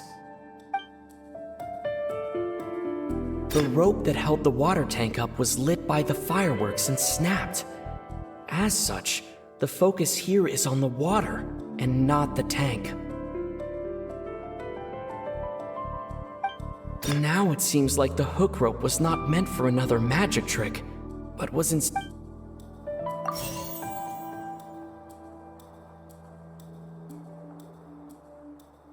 The rope that held the water tank up was lit by the fireworks and snapped. As such, the focus here is on the water and not the tank. Lynette was in the magic box on stage the entire time. Did she have something to do with this? I remember there was something else within the inner layer of that box.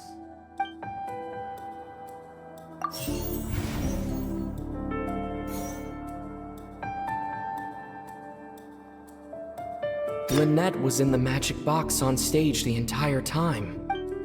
The rope that held the water tank up was lit by the fireworks and snapped. As such, the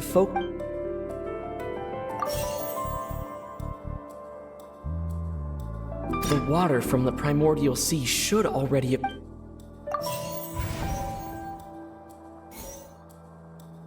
Lynette was in the magic box on stage the entire time. Did she have something to...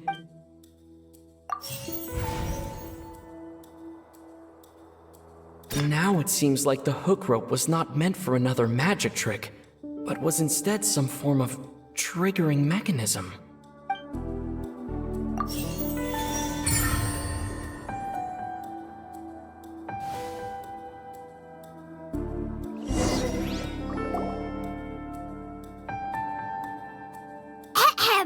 It's Ace Detective Paimon's time to shine again! In the original plan, Cowl would tamper with the water tank rope and the number selector securing his target. When the magic box containing Halsey was lowered, the metal hook would retract gradually and pierce the balloon at the top of the box.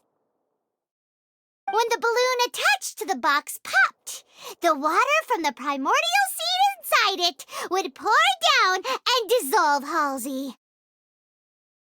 Afterward, Cowl would enter the tunnel and break the flower vase to conceal the water inside the tunnel, with the remaining evidence being covered up by the water tank on stage.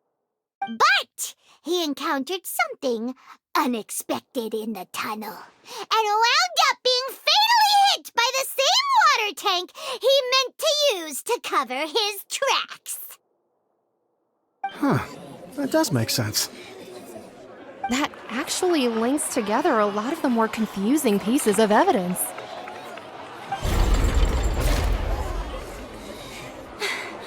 Oh dear, what do I do? Even I think they sound convincing now. Have I falsely accused an innocent person? What a humiliation. Now, it seems like the only point of contention remaining is the exact circumstances that led to Cowl's death. His notes mentioned he had an accomplice who could be related to the situation. On that note, the guards have just contacted me indicating that they uncovered new evidence. I shall now invite him on stage to share it with us. Thank you, Your Honor. We were just inspecting the luggage of the other people involved in this case. And we found an identical sample of the water from the primordial sea among Linny's personal effects. What? That can't be. Oh, I see. Well, how wonderfully comedic to have your own counterattack only to come back and wound you. Does this not clear all doubt? My dear citizens, my loyal audience, allow me to present my reasoning and bring this performance to a swift close. Linny did not need to take part in the dissolution of the young woman at all. Indeed, he did leave the scene via the vent. Having made modifications to the props beforehand, his accomplice Cowl then caused Halsey to vanish using the water from the primordial sea. But upon his return, in cruel avarice, Linny desired sole credit and prepared to do away with his partner in crime. Ultimately, he knocked Cowl out, and the tool meant to cover the crime up also became a murder weapon. Now, as much as I regret having come to such a viciously straightforward conclusion, it does seem that the famed Fatui is quite the cold-blooded and ruthless organization. Am I right, Mr. Linny? We've used up all the evidence we collected. There's no way for us to make a rebuttal here. Is this the end of the road?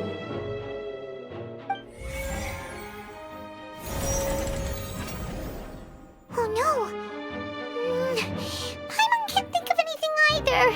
It doesn't look like there's any way around this. Seems using the water as new evidence was too good a move. Why did this have to happen now? I think we've all seen enough now, and we have ample witnesses to my flawless reasoning. I believe this is indeed the finale. Now then, my good, noble Chief Justice, should we not, in your view, move... Excuse me, everyone, but I must interject! Miss, I must ask you not to shout, and to respect the ongoing legal proceedings. Oh, come on, don't be hasty. I have a good reason for interrupting, you know. Now, would anyone here like to take a little break from all this debate and see a little magic? I'll show you an amazing trick, one that can bring a young woman who has disappeared back in the flesh, right before your very eyes. Please, do the honors, Mr. Linny, if you would be so kind. What in the world is she saying? No offense, miss, but miracles like that are beyond my scope as a magician. Come on now, don't be silly. Magic is all about misdirection, isn't it? It often conceals the truth while presenting a fascinating illusion. But once everyone believes the illusion, can't magic reveal the truth to them once again? And wouldn't such a trick be the most marvelous finale to today's performance? Come on, Linny and Lynette, give it another go. Don't worry, Spina di Rasula has made the necessary arrangements on your behalf. But as the magic makers and stars of the show, I think I should leave the final performance to you. I understand.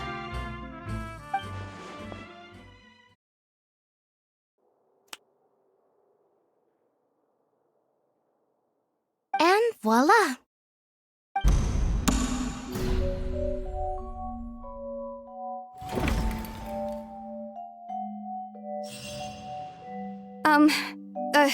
Sorry for the interruption. Wait, isn't that Halsey? So the whole thing about people dissolving wasn't true after all? To be clear, I'm only here because this person told me that if I testified, the merit of doing so would lessen my sentence. I was hiding outside this room listening to the proceedings because I was afraid that I would be the one put on trial. I was just feeling happy that no one had noticed me, and then before I knew it, she caught me. That'll teach you to underestimate us three. Where should I begin? I'm sorry. I'm the one who killed Cowl. I admit it. What? Why? Firstly, my name isn't Halsey. It's Lillian, and I'm originally from Mondstadt. I heard that Linny's show was gonna be a real thriller, but I missed the chance to buy a ticket, so I stole one. That's how I make a living. I steal stuff here and there, and I'd never been caught before. But I was noticed at the harbor a few days ago, and I barely got away. Lenny was the one who caught me in the act. Hey, no wonder you look familiar. So you were the thief! Liddy even mentioned that you were pretty skilled. Well, and I thought that would have been the end of it, but then the number selector chose me. He even mentioned the Fortress of Meripede. That's a prison, isn't it? So you can imagine how shocked I was. I thought he was onto me for sure.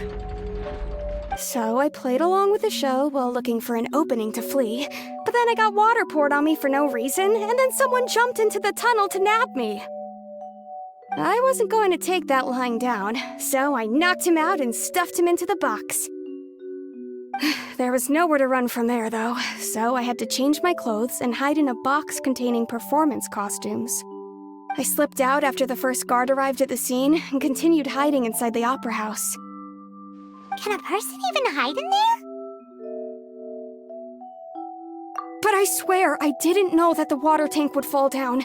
Really, I swear it.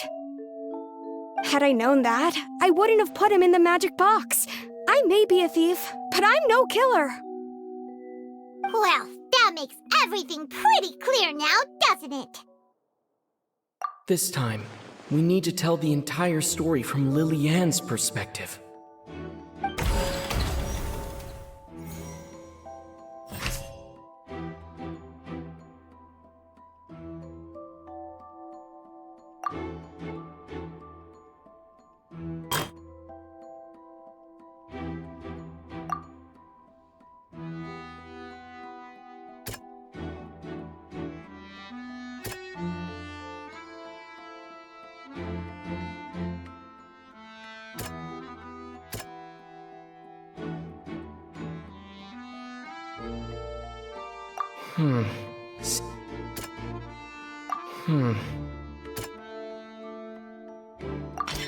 The strange sound wasn't from a fight.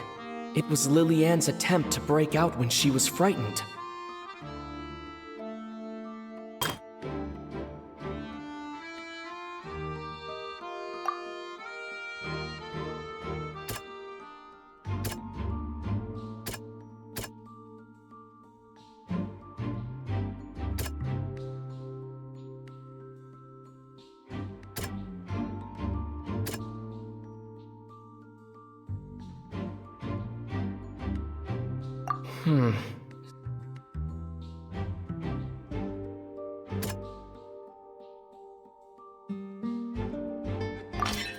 The flower vase was not broken to cover anything up, but it was smashed during the struggle between Lily-Ann and Cowell.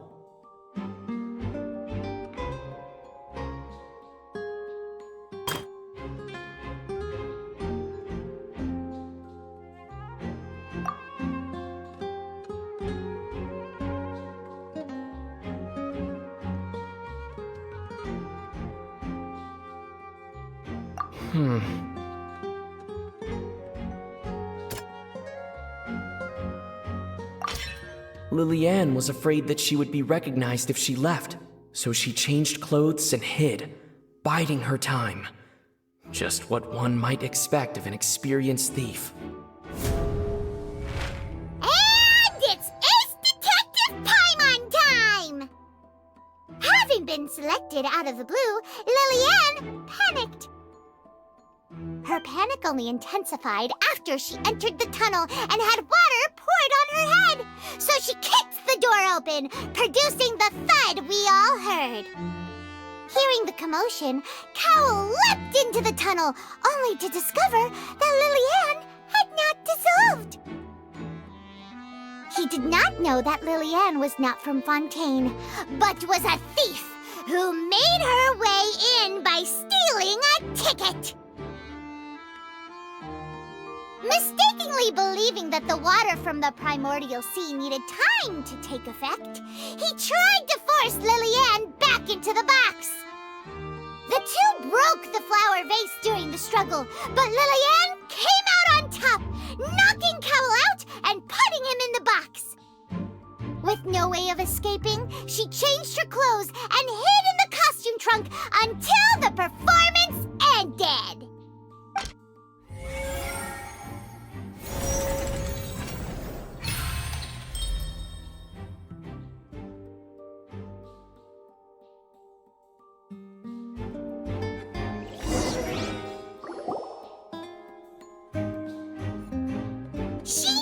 that she would have to go through guard inspection if she tried to leave afterward. So, she has been trapped in the Opera House these last 2 days. She had already become desperately hungry by the time we were chatting over macarons.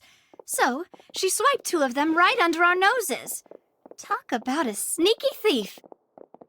At this point, all the events that happened in the tunnel have now come to light. Ah, so that's the whole story. Bravo! Bravo!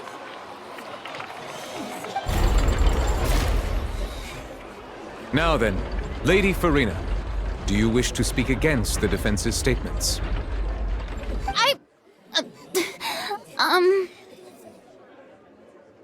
Please answer the question, Lady Farina. Also, if I may add, the trial has not yet ended. As such, I request that the prosecution not leave the room before the proceedings have concluded. What, are you reading my mind now? No, I have no further arguments. I admit defeat. But really, could you at least have left me with some dignity? Wow, look at that! She's like a deflated balloon now. If there are no objections, then as the Chief Justice of Fontaine, I shall once again repeat the full sequence of events. The actual perpetrator of the serial disappearances, Cowell, selected his next victim from the audience reservation list. With some modifications to the selector, he could ensure that the pre-selected young woman would be chosen. To cover up any evidence while committing the deed, Cowell thought of allowing the water tank to fall, which would conceal the water left behind after the young woman was dissolved. He also tampered with the rope suspending the water tank, using the fireworks at the end of the performance to cause the tank to drop and hide the watermarks. He poured the water from the primordial sea into a balloon during the preparation of the magic box and stuck it to the box's lid. Finally, he passed the prepared hook on a rope through the gap in the magic box's door when bringing the young woman to said box. When the magic trick officially began, the box containing the woman was lowered into the tunnel, tightening the hook rope and bursting the balloon containing the water. If all had gone to plan, the young woman would be dissolved at this time. However, Liliane was not from Fontaine, and thus fled the box with a loud noise. Realizing that there was trouble, Cowell entered the tunnel and met Liliane. Thinking that the waters had not yet taken effect, he decided to proceed. However, his opponent was more capable than he thought, and he was overcome, knocked unconscious, and placed into the magic box, and thus became his own final victim. Liliane, according to her own statements, then changed clothes and hid until the performance ended, before hiding in other parts of the opera house. As for Linny, he was in the underground structures within the opera house, and was thus ignorant of these happenings. From this reconstruction of events, we can conclude that Linny, the accused, is in fact innocent.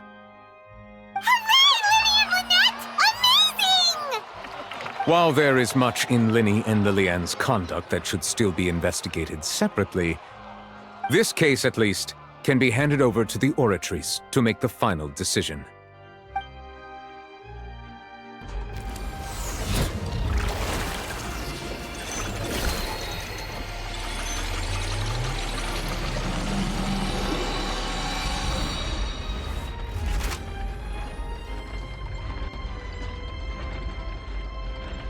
As such, Linny and Lynette are officially declared not guilty.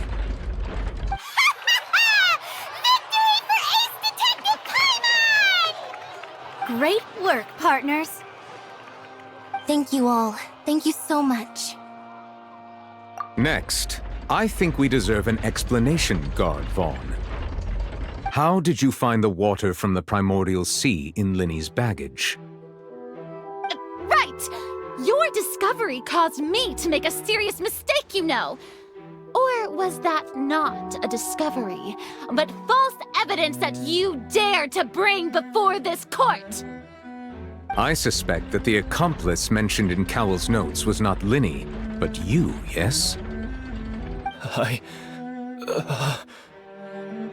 I'm sure you know what you must do to lessen your sentence. Speak quickly! Unless you want to earn yourself a one-way ticket to Coupon Town. I was just following orders. We were supposed to place blame for the serial disappearances onto Linny, and thus cause suspicion to fall on the Fatui. The higher-ups said this was the best opportunity to do so. And now that your plan has fallen through, and the secrets of the water have been revealed, you have become a liability to said higher-ups, yes? Therefore, you would be wise to tell everything you know, and seek the protection of the guards. Yes, I'll tell you everything I know. Our boss discovered that the water can cause people to dissolve. It can also be made into a potion, which when extremely diluted, can cause people to experience unforgettable exhilaration. We've been in this business for a while now, and have made decent more off it. The disappearances were also the boss's idea. I mean, this is the boss we're talking about.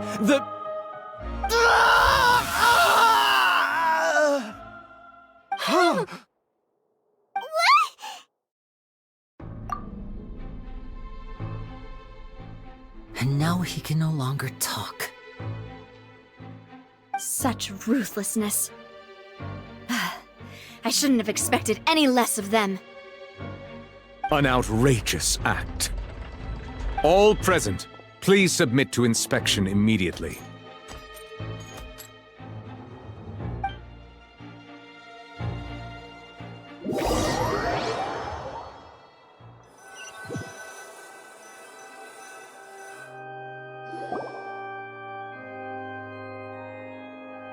So, we're just going back now? That's true, but... Traveler, Paimon! Please wait. Linny... I know you may not want to speak to me right now. Maybe you don't even want to look at me. But still, let me thank you again for defending me to the end, even after you learned that I'm a member of the Fatui. I guess. But regardless, I'd like the opportunity to set things straight. I didn't approach you with any ulterior motives or ill intent. I've spoken to you as myself, just plain Linny this entire time. As for why I'm a Fatus, it's because the goals of the House of the Hearth align with those of an orphan like me. That's all. That was how Father, who you might know as the Knave, approached recruiting us back then too. The Knave? The one who controls the House of the Hearth? She's your father? That's right. And since we're here, I was wondering, would you mind hearing a story? It's about my past. Back when our parents first died, Lynette and I were left wandering the streets. To survive, I took to surreptitiously observing an older street performer who did magic. It took me several days to figure out how he pulled off his amazing tricks. I took my sister through several streets until we found a crowded corner, and we began to perform magic tricks there. To my surprise, we proved to be pretty popular, and we could at least stop worrying about where our next meal would come from for a time. But I didn't want my sister to remain a street rat together with me forever. Before long, an aristocrat came to me and claimed that he wished to take us in after watching my performances. So you went from orphans to nobility just like that? That was how we felt at first, too. As if fate was on our side and we could say goodbye to those painful days. But I gradually discovered that while we were called foster children, he was really after my talent for magic tricks. He would constantly take me to all sorts of banquets to garner attention, which he would then use to expand his social circles. That doesn't seem too bad either. Better than roaming the streets at any rate. It took a while for me to realize just how dark his heart really was. After one particular performance at a banquet, I discovered that Lynette was not on the same return vehicle as me. I waited a long time after we returned home, but she did not come back. I went to that noble's bedroom and asked him about her whereabouts. The answer he gave me was, she caught the eye of the most eminent person at the banquet, so I sent her over as a gift.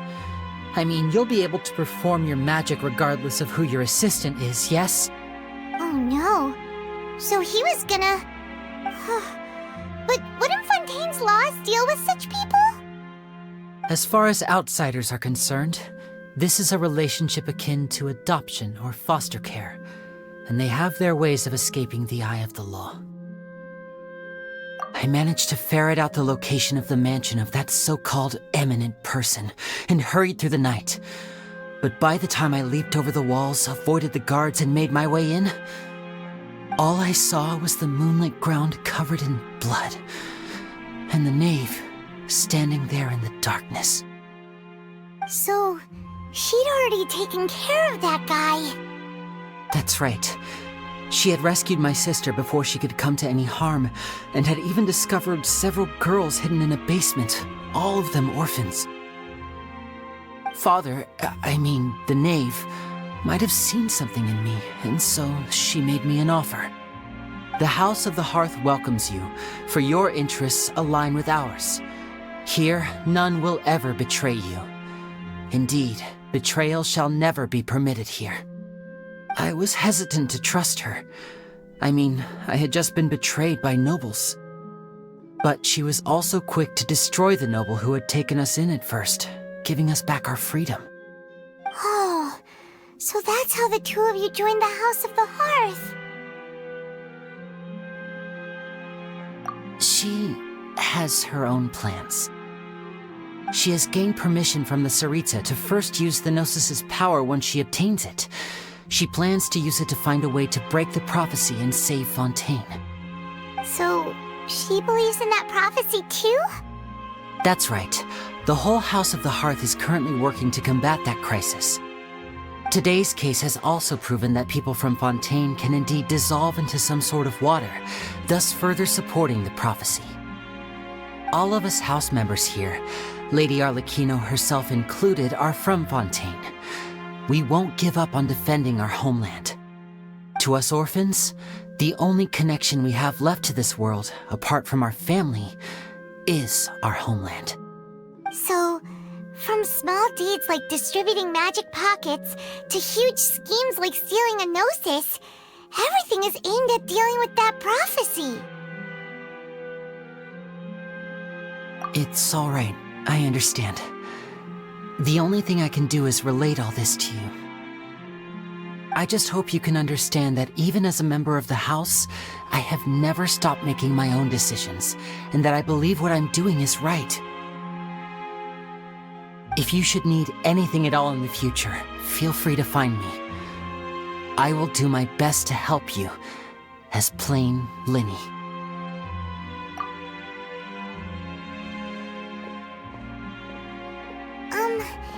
Bye, Linny!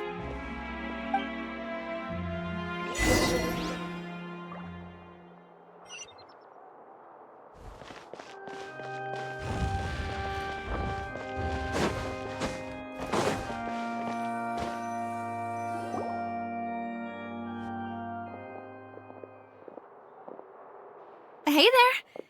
What was with the disappearing act you pulled right as the trial ended? Were you looking for us, Navia? Well, this whole thing isn't exactly over, is it? I do feel that we're getting closer to solving the serial disappearances case, though. Don't you think so, too? Huh? What's wrong, my dear partner?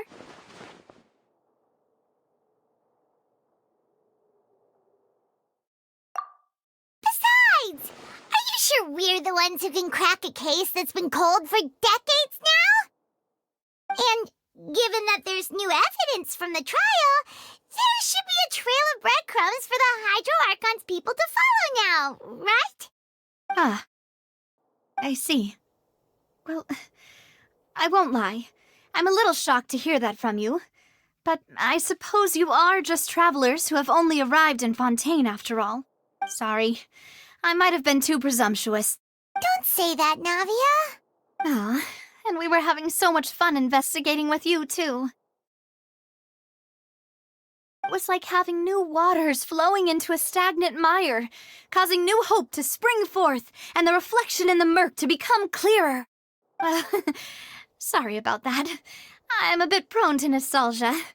Don't mind me. Wait, shall we have a farewell meal? You know, to commemorate our time as partners? Huh? Do we really need to get that formal? Well, guess you really did treat us as partners, huh? Well, I'd just like to have a proper ending to every important memory. That way there are no regrets later. Anyway, it would just be a meal, so it shouldn't take up too much of your time. You don't have to twist Paimon's arm. If Boss Navi is treating, count Paimon in! Oh, wonderful. In that case, why don't we return to the Court of Fontaine and head to the Hotel de Boer? I believe we'll make it just in time for dinner. All right then, let's have our